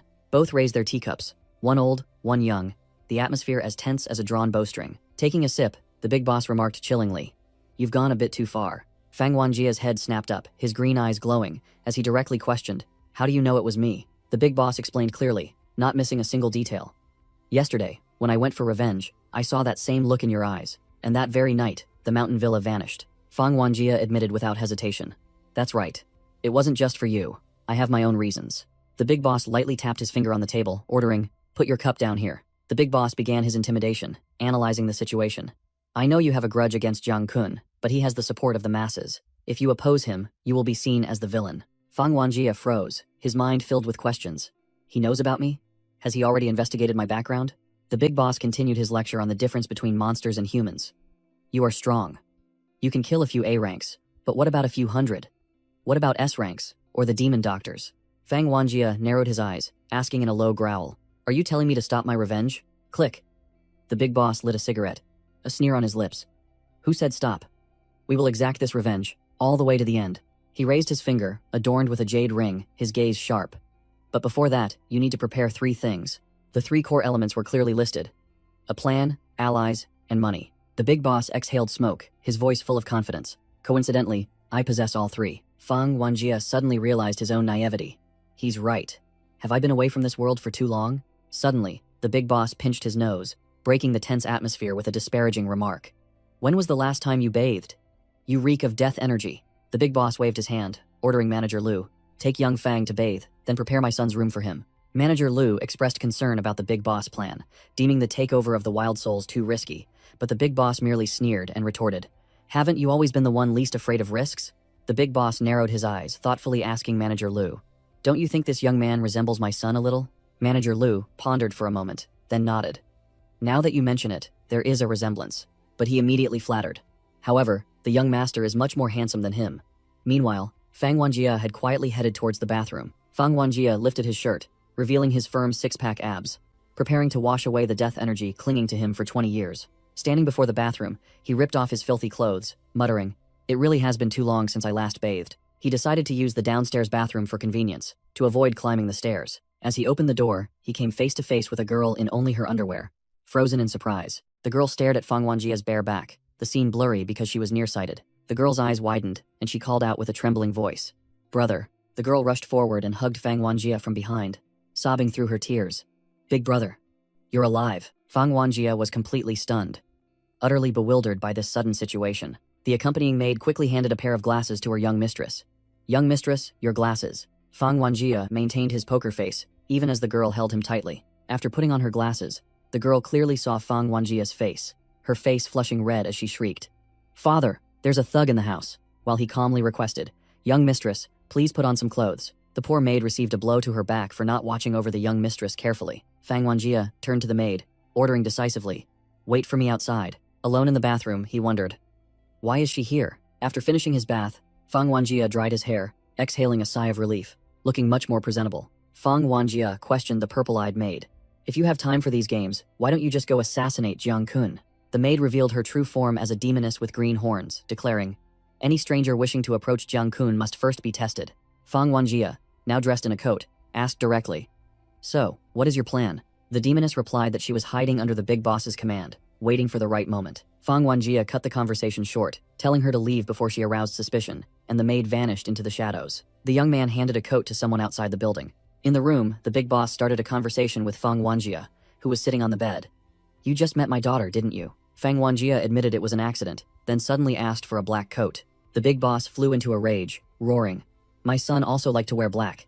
Do you want my daughter to mistake you for him again?" Just then, Manager Lu burst in, his face panicked as he reported, "Big boss, there's a problem with the Mountain Range Corporation's funds." Manager Lu held out his phone, pointing to the list of sponsors on the screen. The big boss narrowed his eyes, reading the name Situ Da, then muttered in recognition, "A Da? That A Da from the Black Dragon Society?" The big boss immediately stood up, growling, "He wants to cooperate with the Wild Souls? That madman." Then he rushed out with Manager Lu. The big boss turned back and yelled at Fang Wanjie, who was still sitting there bewildered, "What are you standing around for? Follow me, quickly." At another location, a hand slammed a mahjong tile onto the table, shouting, "5 of coins." A mahjong game was underway, and the bald man with the red mohawk cursed angrily as his opponent took his tile. Boom. The entire room exploded, sending the mahjong table and players flying in all directions. Amidst the rubble was a luxury car. The big boss and his men had arrived.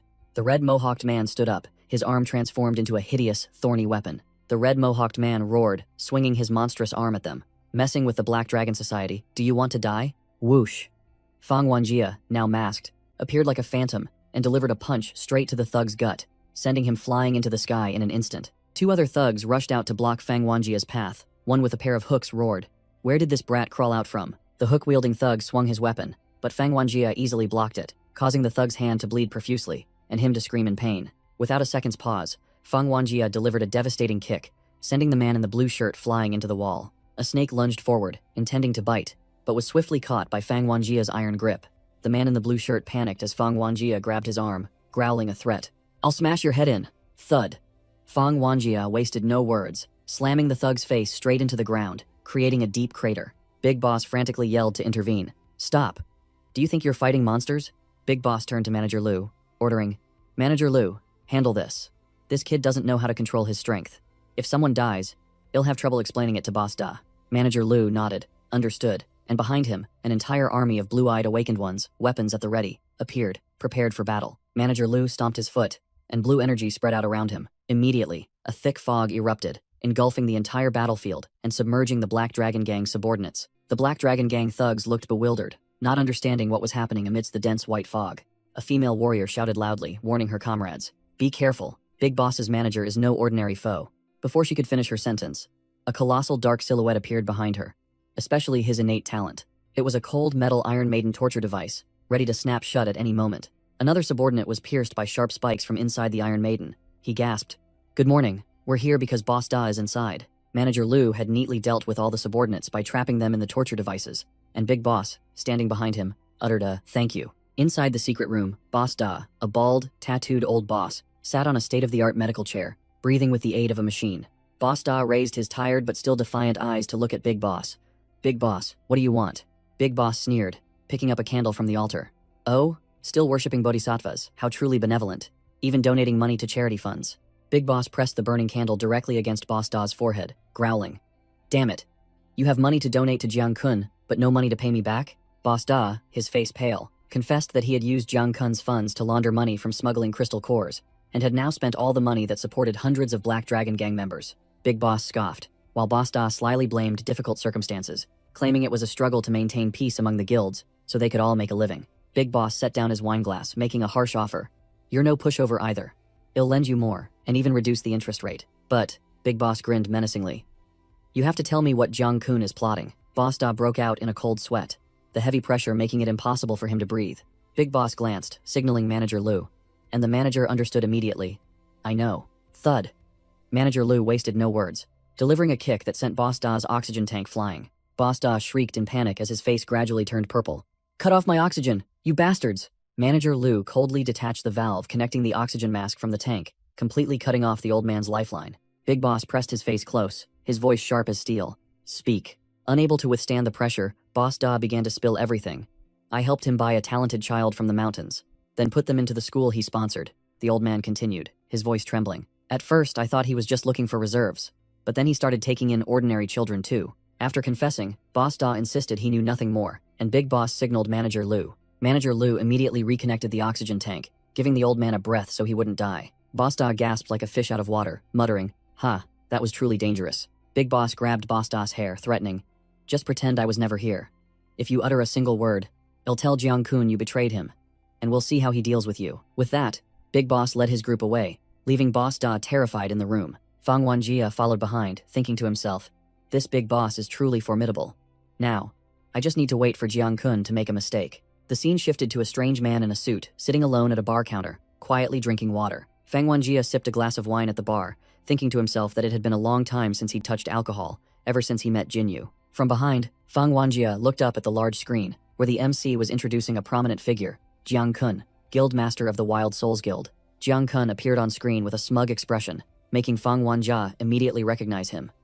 It's this guy again. He recalled that in the past, Jiang-kun was just a minor member of the guild. Fang Wanjia angrily crushed his wine glass, unable to understand how a swindler could have risen to such a high position during the 20 years he was gone. Suddenly, a puddle of green vomit poured down directly onto Fang Wanjia's head from out of nowhere. The culprit was a muscular blonde man, completely drunk and spewing his dinner all over the protagonist. A long-haired man with a scar immediately pulled the muscular man away, scolding him for daring to chug alcohol despite his low tolerance. "Do you think this is a green belt for fertilizing?" The muscular man was knocked out cold with a single punch. The long-haired man with a scar checked on his friend, muttering, "I told him to only have one beer, but he insisted on chugging vodka." The long-haired man approached Fang Wanjia, wiped the stain from his forehead, and offered to buy him a drink as an apology. Both sat down at the bar as the MC announced the end of Jiang-kun's speech, preparing for the auction segment. The long-haired man looked at the screen, marveling at Jiang-kun's overwhelming power, a man who rose to fame after a single battle 10 years ago, while he himself was still stuck at C rank. Hearing this, Fang Wanjia became curious. Famous after one battle? What happened 10 years ago? The long-haired man was utterly shocked, unable to believe that someone didn't know about the shocking watchtower wall incident that year. Fang Wanjia merely replied coldly, "So what? I've been isolated from the world for 20 years. The long-haired man understood the situation, asking Fang Wanjia if he wanted to hear the story. Memories from 10 years ago flooded back, and a younger Fang Wanjia appeared in the blue water. He wondered what he was doing at that time, and the answer appeared. A battlefield littered with the corpses of countless purple monsters. It turned out that while the world was in turmoil, Fang Wanjia was busy preparing his secret recipe hamburger made from B-rank monster meat. In a flashback, Fang Wanjia, with wild green eyes, was ravenously devouring a hamburger made from monster meat. He let out a sigh, his face showing weariness with a life solely composed of killing and eating. His eyes reflected exhaustion, longing for a normal life. Amidst a sea of monster corpses, he muttered, "I truly want to escape this place. I want a life where I don't have to swing my sword and kill every time I step outside." At the same time, in a hospital, a heart monitor was still beeping while a faint voice echoed, "Qui, don't feed me anymore." A frail old man lying on the hospital bed refused the bowl of porridge Qui was feeding him, lamenting, "I'm about to die. I don't want to eat anything else." Qui, the old man's disciple, snapped gently, "Master, could you please stop saying such inauspicious things?" Suddenly, the old man gleefully pointed at a passing nurse, teasing Qui, "Your body is even more delicious than mine." A piercing red alarm blared throughout the hospital, startling the old man. Qui also spun around, realizing the emergency signal was targeting the awakened ones. An urgent announcement appeared. Watchtower Great Wall summons. Extremely high mortality rate. All awakened ones B rank and above are required to report. The old man's eyes suddenly glowed with a deadly red, and he gritted his teeth. "I've waited almost my entire life. This time, I must go." Qui frantically tried to dissuade him, pointing out the excessively high mortality rate while he had only just passed the C rank test. The old master recounted a bitter past. The Watchtower Great Wall sounded once in the summer of 1937. Back then, I was scared and fled, resulting in my entire family being killed. He slammed the table, determined, "If I don't go this time, I won't rest in peace." Then he opened a box containing hidden weapons. He pulled out an ice staff emitting a terrifying, chilling aura, leaving Qui stunned. "Master, are you truly serious?" Qui smirked, his adventurous spirit rising. "Has piqued my curiosity. I'll just follow along and see. If the sky falls, Master can handle it. The The master and disciple, now in their combat attire, resolutely stepped out the door, ready for the biggest battle of their lives. They arrived at a coastline where thousands of awakened ones had gathered, their morale soaring as fierce waves crashed. Akui gasped in astonishment. Wow, it feels like all the masters within 100 kilometers have gathered here. Amidst the crowd, a white-haired man casually smoked a cigarette, rumored to be Fan Chan of U City, a person capable of killing from a distance without lifting a finger. Next to him was Liu Shiba of Jiahe City, a monster who passed the S-rank test bare-handed, a man who lost his left arm to contend with 3 super S-rank monsters. The old master glanced at Akui, sneering. Why are you getting so flustered seeing a few S-rank guys? Truly a country bumpkin. He gestured with his chin towards the distance. The real deal, the big shots, are over there. Akui's eyes widened in surprise, as he recognized other prominent figures who had also arrived. A muscular woman with braided purple hair, Zhonghu, the vice president of the Central Guild, and the only demon tier apart from the president, stood imposingly. Nearby was Dushi, the president's strategist with an IQ of 390, who hadn't reached demon tier only due to a lack of combat experience. Dushi recognized the old master. Oh, Mr. Xia is here too? And the old man simply replied, I'm just bringing my greenhorn disciple to broaden his horizons. A red-eyed kid suddenly appeared before Akui, taunting, Kid, you look weak. You probably haven't even reached B rank, have you? The watchtower Great Wall is war. If you're clueless, you'll be wiped out. Called a kid, Akui strained his neck, his gaze sharp. The old master chuckled, patting Akui's shoulder. Heh, don't worry, he'll just watch from a safe distance. Akui yelled, full of pride. I'm not scared. Watchtower Great Wall means there are invaders, right? Let's just fight them. Dushi burst out laughing. Haha, I give up. The only thing kids can't do is listen to adults. Just remember this old man's words. If things go south, flee immediately. All three looked out at the night sea, and Dushi asked, What's the current situation? He pointed towards the horizon. An unidentified object weighing over 2 million tons has entered the East China Sea. 100 nautical miles from here, satellites and radar are both dead, likely due to the enemy using a 3-dimensional shield. So the only way is to gather defensive forces before it makes landfall. Akui froze upon hearing this, muttering, What the hell could 2 million tons possibly be? Dushi smirked sinisterly. With this weight, it must be an aircraft carrier fleet. Heh, 2 fleets. The old master's face changed color, his voice trembling. Who would send 2 aircraft carriers here? Dushi analyzed that the ambushers were the ones who forced their leader to attend the UN meeting, making the old master exclaim in horror. Bikania? Dushi smirked, appearing to have calculated every move of the enemy. Bikania would never act alone. Suddenly, something massive slammed into the defensive shield on the sea, causing the entire surface of the water to shake violently. Boom! The bow of a warship collided, sparking, with the hexagonal energy barrier. Not just one, but an entire fleet of aircraft carriers and destroyers loomed into view, a force capable of flattening a nation. A flag with a red flame symbol fluttered, confirming these were Bikania's subordinates. Dushi smirked triumphantly.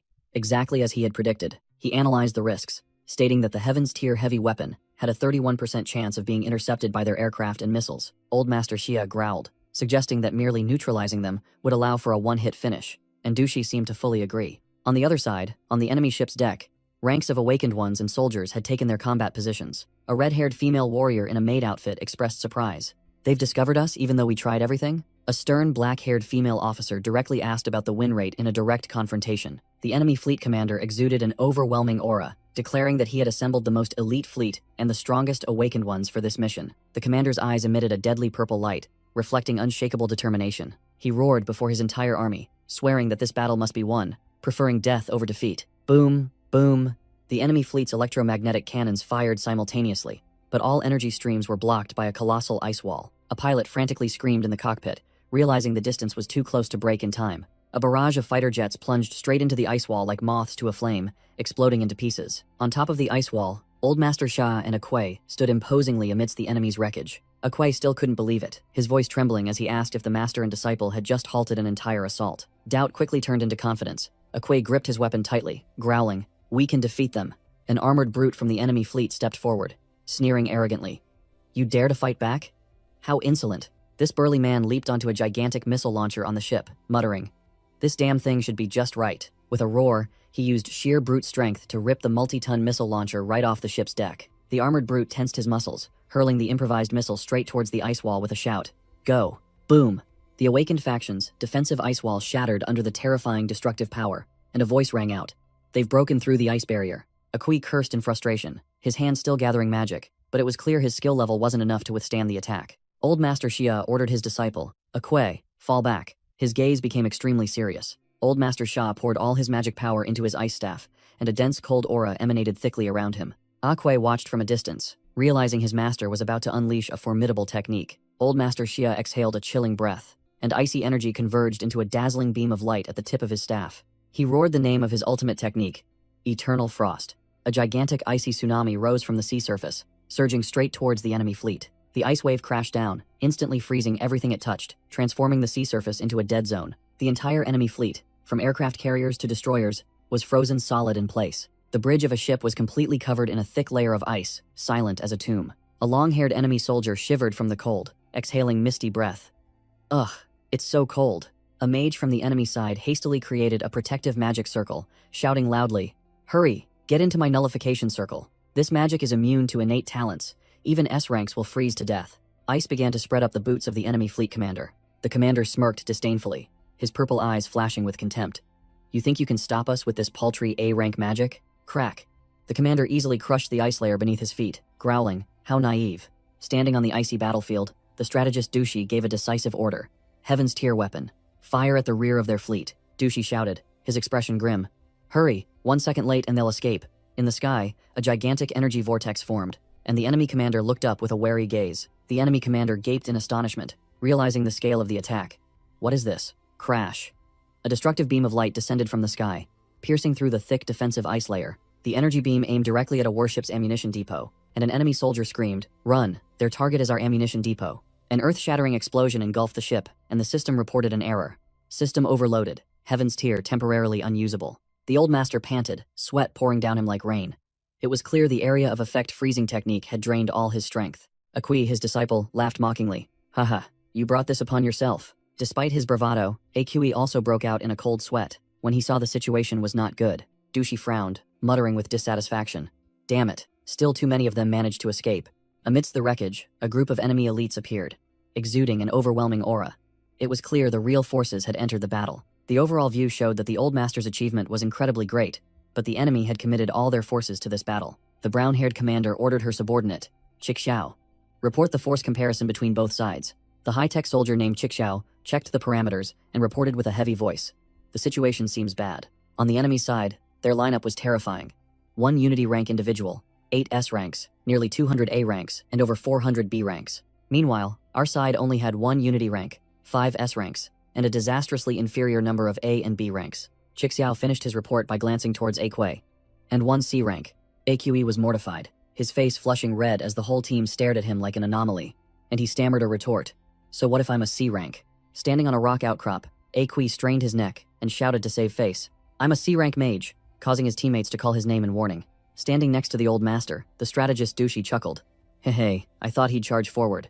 Asui stood alone on the ice, facing an entire elite enemy army brandishing their weapons. Akui began to gather his strength, determined to use area of effect magic like his master to wipe out this horde, regardless of the rank difference. His eyes blazed with killing intent, swearing that today he would take down a few enemy awakened ones. He raised his hand to the sky, summoned a gigantic circle of ice blades, and shouted, "Ice Blade Burial Ritual." The enemy fleet commander ordered a gigantic sumo wrestler, Hengang, deal with this small fry. Hui confidently provoked the charging wrestler, declaring that regardless of rank, anyone who touched this technique would freeze to death. The old master broke out in a cold sweat, worried his disciple would get beaten, but Dushi simply placed a hand on his shoulder and reassured him.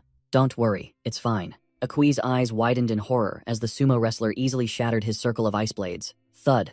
The wrestler delivered a devastating blow, punching Akui flying backward, slamming him directly into the ice wall. Dushi stood from a distance, a flash of light appearing before him, subtly signaling that a plan had been activated. The impact created a gigantic spiderweb-shaped crack on the sturdy ice wall. Akui lay flattened amidst the rubble, his face bruised and bloody, muttering in fear. With tears in his eyes, he cried, realizing how terrifyingly strong the enemy was and how much his master had held back during their training sessions. Dushi calmly explained to the old master, "They're cautious too. They only used a B rank to probe." The wrestler Hengang stood proudly in the middle of the battlefield, boasting loudly, "Is this all the power you Vigilia have?" Suddenly, the wrestler's eye constricted due to an unusual sensation. From a distance, Dushi flashed a sinister smile. Splat! One of the wrestler Hengang's legs exploded into a bloody mess, blood splattering across the ice. A young blonde, awakened one appeared, explaining, "I had a feeling that kid would do something foolish, so I already applied retaliatory poison to him." The wrestler Hengang lay crumpled on the ice, his legs shattered, while 2 of his panicked teammates rushed over. "Hengang, are you all right?" One teammate tried to touch the wound to stop the bleeding, shouting, "Stop the bleeding." The poison specialist sneered, warning, "Anyone who touches it will die with him." as the wrestler's two teammates began to melt from the poison. In the back, Aqi trembled amidst the ranks, her mind blank. Why did I come to such a terrifying place? Her face smeared with blood and tears, Aqi was in extreme panic, wanting only to flee the battlefield immediately. It's too scary. I don't want to be here anymore. In a flashback, a purple-haired man and a blonde woman sat at a bar, a voice echoing, is that when he became depraved? Back in the present, the three enemy soldiers had completely melted into a disgusting, gooey mess on the cold ice. On the flagship, the enemy fleet commander gnashed his teeth, his eyes glowing red with fury. Dushi calmly pulled out an antidote, feigning surprise. I just took out the antidote, and those three are already gone? My apologies. The enemy commander growled, claiming to have information that 3 traitors had fled to Vigilia, and warned the defending side not to obstruct them. Dushi pointed at the gooey mess on the ice, calmly retorting, "Oh, those 3 traitors? I just finished cleaning them up. You can take their remains back for your report." Provoked directly, the commander roared in anger. "I'm not joking. Get out of the way." Dushi merely curled his lip in a contemptuous smile, completely disregarding the opponent's threat. Dushi began to lay his cards on the table, pointing directly at the enemy battleship. "Those large-caliber electromagnetic cannons on your ship are from Bikania, aren't they?" He continued to expose them. "And that guy? The cheap paint is peeling off, revealing the real goods underneath." Dushi sneered, pointing at their faces. "You've only received their scraps, yet you're barking like mad dogs. Do you crave death for them that much?" The commander and all his high-ranking officers fell silent, their true colors exposed. Dushi switched to persuasion, offering an alliance. "We will be true friends, not ordering you around like training a dog." The commander looked resentful, but Dushi added a psychological blow. "Oh, I forgot. You don't have the authority to make decisions." Standing next to Jonghu, Dushi delivered his final move, calling the commander by name. "How about this, Mr. Mishima? Become a Vigilian citizen. If you offer our guildmaster a few gifts, you might even get Jonghu's vice guildmaster seat." Provoked to the point of spitting blood, the enemy fleet commander roared, "I don't have time for your nonsense. We will advance across the border to capture the traitors. This is an ultimatum." The commander waved his hand, ordering his subordinates. 20 warriors, advance. And a muscular army responded in unison, their morale soaring. The defending female commander looked worried, turning to Dushi. "Can't we buy a little more time? We need to wait for reinforcements." Dushi replied with a cold expression, "It's pointless." Fan Chan crossed his arms, stating firmly, "Everyone we can rely on is already here. Within 500 kilometers, there's no one skilled enough to turn the tide." Lu Shiba, standing nearby, also agreed that calling for reinforcements below S rank would only be a waste of words. Dushi stroked his mustache cunningly, analyzing. "Furthermore, even if we waited for reinforcements, they would certainly still be holding back cards." The female commander broke into a sweat, her voice filled with confusion. "So how are we going to fight this battle?" Dushi declared boldly before the enemy's elite formation. "It's not impossible. I will handle Mishima and the remaining 8 S ranks. Everyone else just needs to put in a little effort to deal with the small fry." The female commander's eyes widened, heavily shocked by the insane plan. "You intend to take on all 9 S rank awakened by yourself?" Dushi glanced over, his voice full of confidence. "You should know my true strength." He sneered meaningfully. "Hee, everyone thought my fight with the guildmaster was just luck, but in reality, I won. You haven't forgotten that, have you? Even when you teamed up with the guildmaster, you two still lost to me." In a flashback, Jonghu roared bitterly. "Nonsense. It was just because you tricked us into drinking laxatives." Dushi merely shrugged, chuckling. "Haha. So what? As long as I win." Back on the battlefield, one of the 20 enemy warriors threw a small red pill into his mouth. He chewed the pill, his eyes beginning to turn crazed, signaling an impending dirty buff. The enemy commander shouted, "Attack!" And the 20-man suicide squad immediately charged forward. The defending female commander gritted her teeth, ordering her troops, "No more time to think, let's fight." Dushi narrowed his eyes, observing, muttering, "Are they sending cannon fodder to probe our strength? I still don't quite understand." The enemy's suicide squad surged across the ice, closing in on the defending side arrayed in the distance. The eyes of the cannon fodder soldiers began to spark with crimson lightning, and they let out a savage roar. Red energy erupted, enveloping their bodies, blood vessels bulging as if about to burst. The entire 20-man army had completely gone berserk, charging forward like a horde of bloodthirsty monsters, ready to tear apart anything in their path. Old Master Shia's face paled upon seeing the enemy's condition. Bloodshot eyes, cracked skin. Could they have swallowed a shard of jade? The female commander hastily raised her hand to stop her troops. "Wait, don't charge." With no other choice, Old Master Xia roared Ice Shatter, summoning a colossal ice wall from the ground. Crash! The towering ice wall appeared, reaching sky high, overwhelming our soldiers with its grandeur. Having overexerted his skill, Old Master Xia panted, sweat pouring down him, shouting, "Aqi, bring me my heart medicine." But Aqi, the troublesome disciple, was sprawled in a corner, his entire body aching. His mouth full of blood, Aqi groaned. "Master, my bones are all shattered. It hurts too much, I can't move." Fan Chan appeared with another warrior, clicking his tongue in dismay at the sight. Fan Chan approached Aqi, asking coldly, "Where's the medicine?" And the disciple could only gasp, "In my pouch." The female commander looked at the trembling ice wall, worriedly assessing. Not enough. This wall won't hold them for long. An explanation appeared. The shard of jade is a dirty buffing drug, releasing 100% of the body's energy, turning a mere soldier into a ballistic missile. A female awakened collapsed to her knees, screaming in panic. What's charging at us is equivalent to 20 heaven's tears. Anyone with support, abilities, or defensive magic, come help quickly. Old Master Xia gritted his teeth, straining to maintain the ice wall, which was showing signs of cracking. He tremblingly poured out several pills into his hand, preparing to take them himself to restore his mana. Suddenly, a hand covered Old Master Xia's mouth, preventing him from swallowing the pills. Fan Chan calmly asked, "Feeling better now?" Old Master Xia nodded gratefully. "Thank you, Master Fan." Regaining some strength, Old Master Xia poured all his power into the wall, roaring, "Crystallize and reinforce." Another mage joined in, shouting, "Golden water," summoning streams of shimmering golden energy to wrap around and further reinforce the ice wall. A monk and a Taoist priest also entered the fray, shouting, "Old Xia, we're here to help you." Unleashing rings of supportive energy, the ice wall was now incredibly sturdy, but a berserk soldier still stood defiantly before it, his entire body ablaze, ready for a devastating impact. A berserker soldier strained with all his might, pressing his hand against the sturdy ice wall and roaring. This is tough stuff. The soldier's entire body glowed with red energy, determined to break through the defenses at all costs. With a battle cry, the soldier activated his full power, his body cracking open like erupting lava. Boom! A terrifying explosion tore through the ice wall.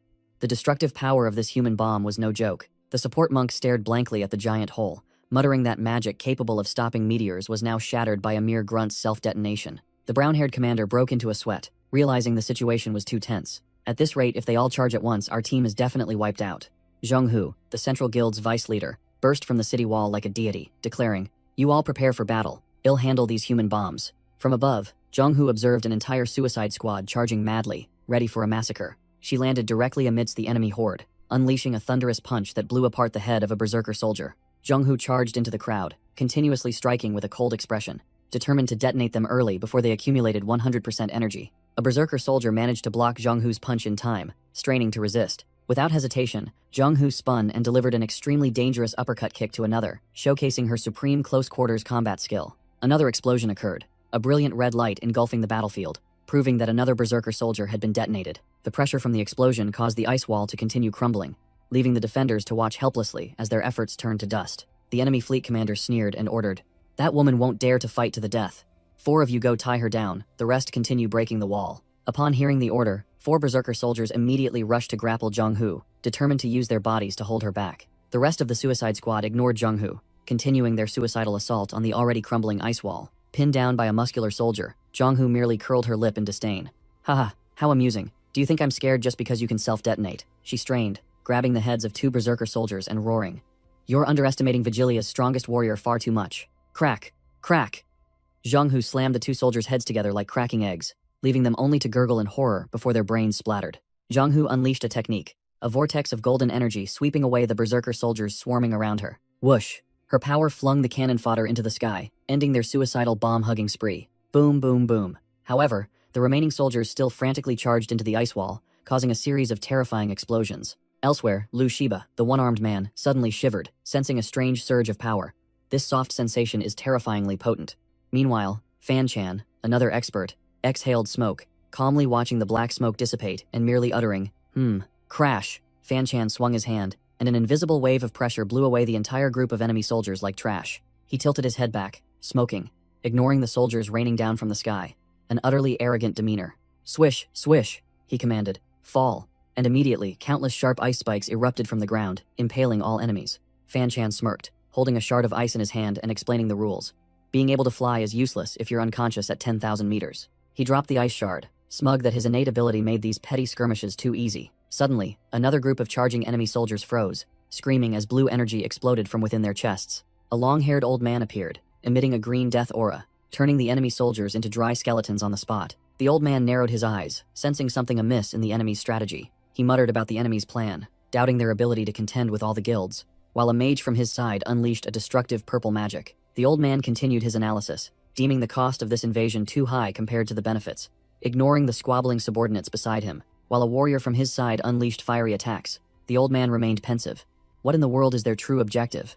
Elsewhere, a mysterious hooded figure looked down at the corpse-strewn battlefield and ordered, "Heaven's tier. Inform me when there are 3 minutes left." The long-haired old man turned and snapped at Chixiao, who was standing nearby. "Chixiao, Don't charge ahead. Your job is to count. The old man's eyes flashed with murderous purple light, and he ordered coldly. To be safe, those 618 invaders. Kill them all. Leave no one alive. The old man landed beside the corpse of a purple monster, looked into the void, and said, I hear you're also an S rank awakened with poison abilities? A bald man with poison abilities roared, preparing to unleash his poison fang sword. He brought his poison sword down forcefully, but it merely bounced off the giant skeleton with a clatter. The bald man realized in horror that his attack was ineffective, wondering if this was an S-rank demonic beast. Fan Chan broke into a cold sweat, telling himself he had to buy time at all costs for the big boss to figure out a countermeasure. The enemy fleet commander condensed fiery energy in his palm. He shouted, Sword of Kusanagi, and unleashed a rain of brilliant red swordlight towards his opponent. Zhang Hu, the vice leader, acknowledged the enemy's power. Truly strong, she decided to go all out, activating her demonic Buddha stage 3, with a crazed expression, declaring that if she wasn't serious, she would be wiped out. Zhang Hu charged forward with terrifying speed, startling the commander as his sword couldn't land a hit. The commander hastily activated his defensive shield, the Mirror of Yada, creating a circle of energy that blocked the attack. He broke into a sweat, secretly cursing that this one-armed monster had forced him to use 2 of the 3 imperial treasures. Zhang Hu gritted her teeth as her attack was completely repelled by the energy shield. She realized stage 3 wasn't enough, and wondered if she should risk activating stage 4. Zhang Hu decided this was a life-or-death battlefield. If she didn't use her strongest move to finish him, she would be the one to die. In contrast, the commander smirked triumphantly. It seemed everything was going even better than expected. Cornered, Zhang Hu roared, calling out the strategist's name. Dushi, get into the fight now. Dushi, racking his brain, snapped back irritably. Quiet, let me think. Zhang Hu, unleashing a fiery attack, cursed directly at the strategist. Didn't you say you'd handle the S ranks? Were you just bluffing? The defending soldiers below were in extreme panic, not understanding the enemy's objective and not knowing what to do. Amidst the chaos, Dushi suddenly realized a foot was descending directly onto his head from above. The long-haired commander laughed maniacally as golden energy surged forth. Dushi suddenly appeared, landing a kick directly on his face and growling. If you can't solve 2 problems, then let them solve each other. Dushi's kick erupted with flames, looking incredibly powerful. But the long-haired commander caught Dushi's leg, sneering, I know what your objective is. He flung Dushi away, simultaneously unleashing a golden lightning bolt towards the frozen soldiers. Dushi soared through the air as the lightning bolt struck down, shattering the minions below. Standing amidst the corpses of his own soldiers, the long-haired commander gleefully declared, Hey, I've fooled them all. While Zhang Hu was still bewildered, another figure lunged forward, nearly impaling her. Zhang Hu narrowly dodged, wondering in shock where the enemy had come from, while the fleet commander was already closing in behind her. Dushi realized the attacker was the fleet commander, Mishima, and shouted, asking what he was doing here. Commander Mishima broke out in a cold sweat, realizing Dushi had seen through their plan. The commander roared, ordering all S ranks. Prioritize Dushi. An S rank immediately shot off like a blazing red missile. Commander Mishima's eyes blazed with killing intent, determined to eliminate the defending side's mastermind. As soon as the order was given, the enemy S ranks immediately sprang into action. A female warrior wielding a greatsword charged forward. Let's go. The S rank wearing a conical hat also responded. Let's move, the boss called.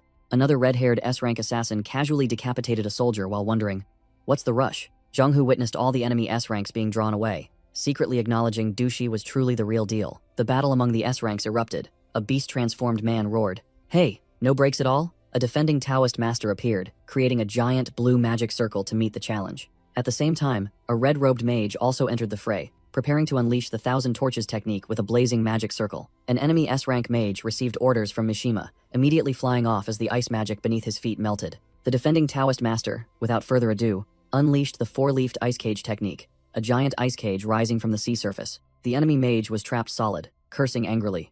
Damn it, this old man is as tenacious as a leech. I can't get out. The Taoist master was determined to hold back at least one S-rank to lighten Dushi's burden. But old age and weakness, he panted, secretly thinking, if he were 10 years younger, things would be different. Suddenly, the guardian Anbei lunged from nowhere, shouting Don't block the way, then delivered a devastating punch to the Taoist master's head. Another enemy S-rank urged, Anbei, what are you waiting for? Let's go. The Taoist master's magic artifact clattered onto the ice surface. His headless corpse stood rigid for a moment, before finally collapsing. In another corner of the battlefield, an enemy S-rank female warrior was casually tearing apart the low-level soldiers. Amidst the enemy encirclement, Aqi slumped to the ground, looking pathetic and helpless. He watched in horror as his master was slain, muttering, Master. Aqui's gaze shifted from shock to extreme fury. You bastards. He roared through tears, killing intent surging.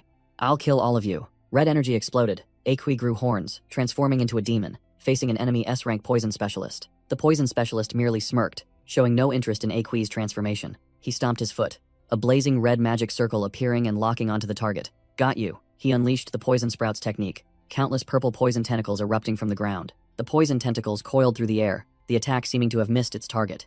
Akui, in his demonized state, channeled all his power into the giant energy staff, roaring, Demon's Golden Rod. Full power. Ikue, in his demon form, unleashed the scorching fire carpet technique, a blazing red sea of fire engulfing the battlefield. The long-haired commander brushed off dust, casually walking out of the rubble. Phew, that was a close one. Akue roared furiously, unleashing countless purple energy tentacles. Damn it, all you do is run. An enemy white-robed mage sneered from afar, having anticipated this move. Heh, I knew you'd do that. Tiding is already waiting below. From beneath the ice, a giant robot with a glowing red eye emerged, locking its target onto the long-haired commander. Whoosh! The robot Tiding fired a blinding white energy beam straight into the sky, its destructive power enough to obliterate an entire area. The white-robed mage smugly asked his subordinate, "Has Tiding finished it?" Slash. A giant energy slash cut through space like lightning. The robot Tiding's head flew through the air. The white-robed mage gasped, "Tiding, how can this be? Even Sir Mishima couldn't achieve this speed." The long-haired commander landed lightly on the ice surface, his feet completely unharmed. He stood on the robot's corpse, brushed his hands, and looked at the enemy S-ranks. Indeed, S-ranks. Dealing with you all is a bit tiring. Commander Mishima realized he had been tricked, growling and ordering all S-ranks. "The strategy is wrong. Don't fight individually anymore. Everyone attack together." Mishima pointed at two subordinates, the red-haired maid and the guardian Anbei. "You two, fall back. Observe from afar, and kill him the moment you see an opening." The long-haired commander was surrounded by all the enemy S-ranks in a vast icy expanse. A one-versus-all situation. The white-robed mage shouted, coordinating with his teammate. "Kyoto, help me pin him down." The conical hat-wearing man named Kyudo formed hand seals, dark energy erupting, groundless hell. An extremely powerful gravitational vortex formed beneath the long-haired commander's feet, but he remained standing firm. If it were a little stronger, I might have been pulled in. Seeing the target pinned down, the white-robed mage raised his hand to the sky, unleashing his finishing move. Grand Seal. Descend. A giant energy cube from above descended directly onto the commander's head. The long-haired commander tensed his body, using both hands to brace against the seal, crushing the ice surface, the immense pressure causing the entire area to tremble. Dushi braced himself for the assault, thinking, taking on all these S-ranks is truly tough. Pressed down by the energy mass, his feet sank deep into the dark vortex below, and he realized the enemy's intention. Are they trying to force me into this black hole? Suddenly, a spiky-haired man named Tojo charged in from nowhere, enveloped in a dazzling golden energy. Tojo confidently declared, seeing his opponent pinned down. "With your hands busy, you can't use your poison anymore, can you?" He unleashed a lightning kick aimed directly at Dushi.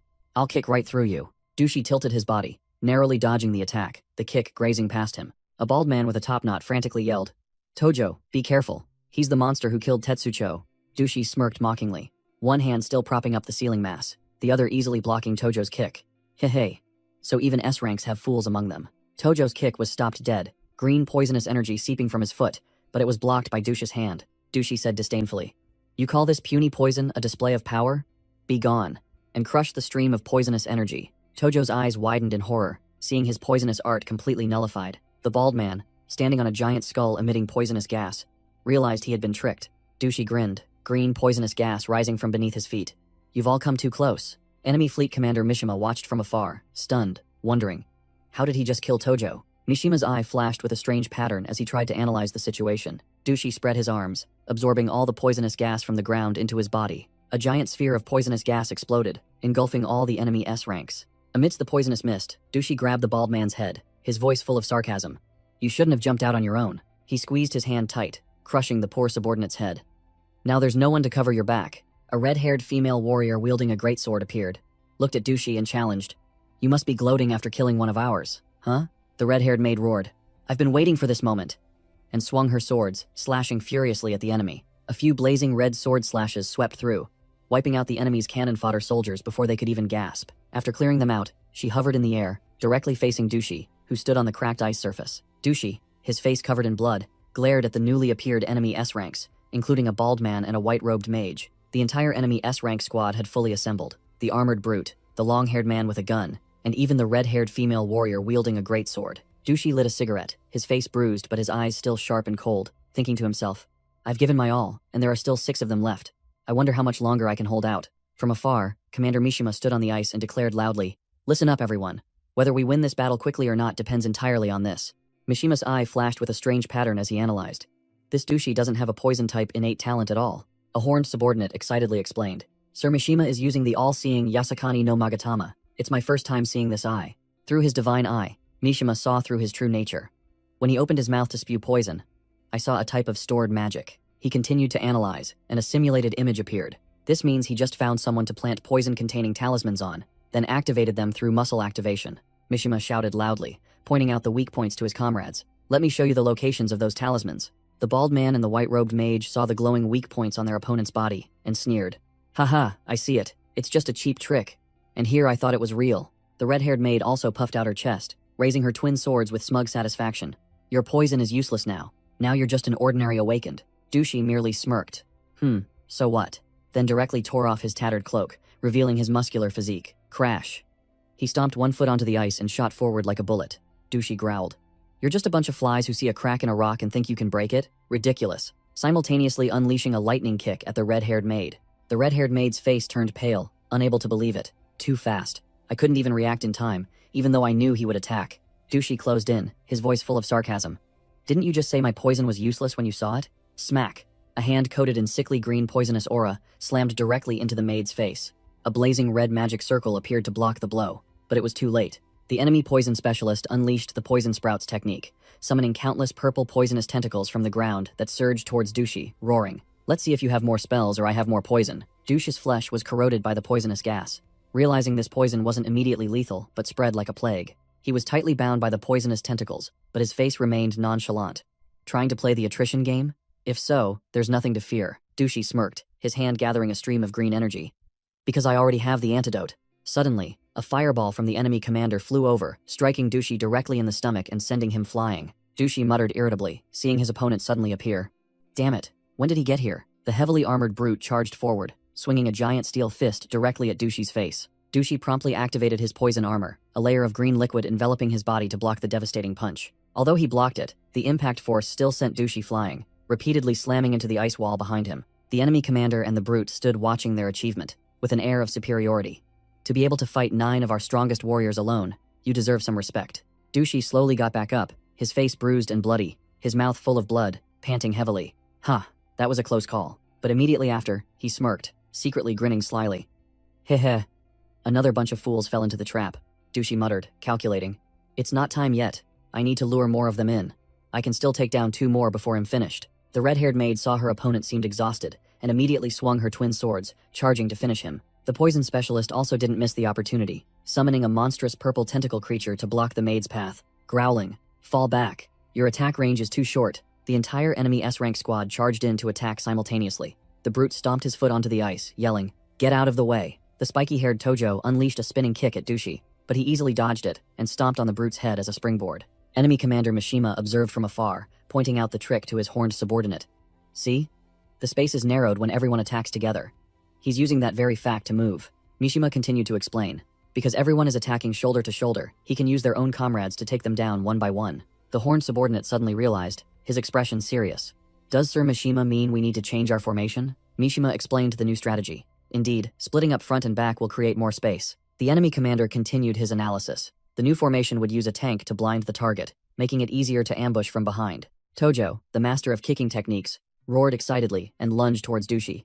Haha, time to fight! The entire enemy squad charged in, Tojo bellowing, Haha, finally, I can unleash my full power. While Dushi coolly remarked, Oh, you've changed formations? Dushi smirked, a stream of green energy gathering in his hand. Now it's perfect. The poison expert confidently blocked the attack, boasting, My defense is second only to Sir Mishima's sacred mirror of Yata. Don't even dream of hurting me with such petty tricks. Another warrior with a flaming cross-shaped weapon roared, ordering his comrades, Attack now, before he unleashes his second wave of poison. The cross-wielding warrior erupted with energy, declaring, Here I come. He unleashed a massive fire vortex, shouting, Fire prison. I'll burn away all the poison techniques on you. Let's see how you'll spread poison then. Suddenly, the horned female warrior was stabbed through from behind by a sword. She was stunned, blood gushing from the fatal wound, unable to comprehend what had just happened. Dushi appeared, his hand still gripping the hilt of the sword that had pierced both the female warrior and the guardian Anbei, and he taunted, Your defense is only second to the sacred mirror of Yata, but my attack is stronger than even the sword of Kusanagi. Meanwhile, a blue-haired man and a scarred blonde man were relaxing in a bar. The blue-haired man smirked. The S-ranks are dropping like flies, aren't they? The blonde man replied nonchalantly. Once you reach such a high level, the S-rank label is just an entry ticket. The blue-haired man took a sip of water, asking curiously, So how did Dushi manage to take down 2 S ranks at once? The blonde man calmly replied. He revealed his innate talent. Back to Dushi. He grinned widely with a bruised face, his entire body clad in radiant golden armor. Hey, good thing I only activated my innate talent now. Dushi stood tall in his golden armor, an aura radiating everywhere. As the narration echoed, that was the first time anyone had witnessed Dushi's innate talent. With a golden staff in hand, Dushi easily blew away 2 enemy S ranks, proving his true caliber. No one could have imagined that he was a combat type awakened.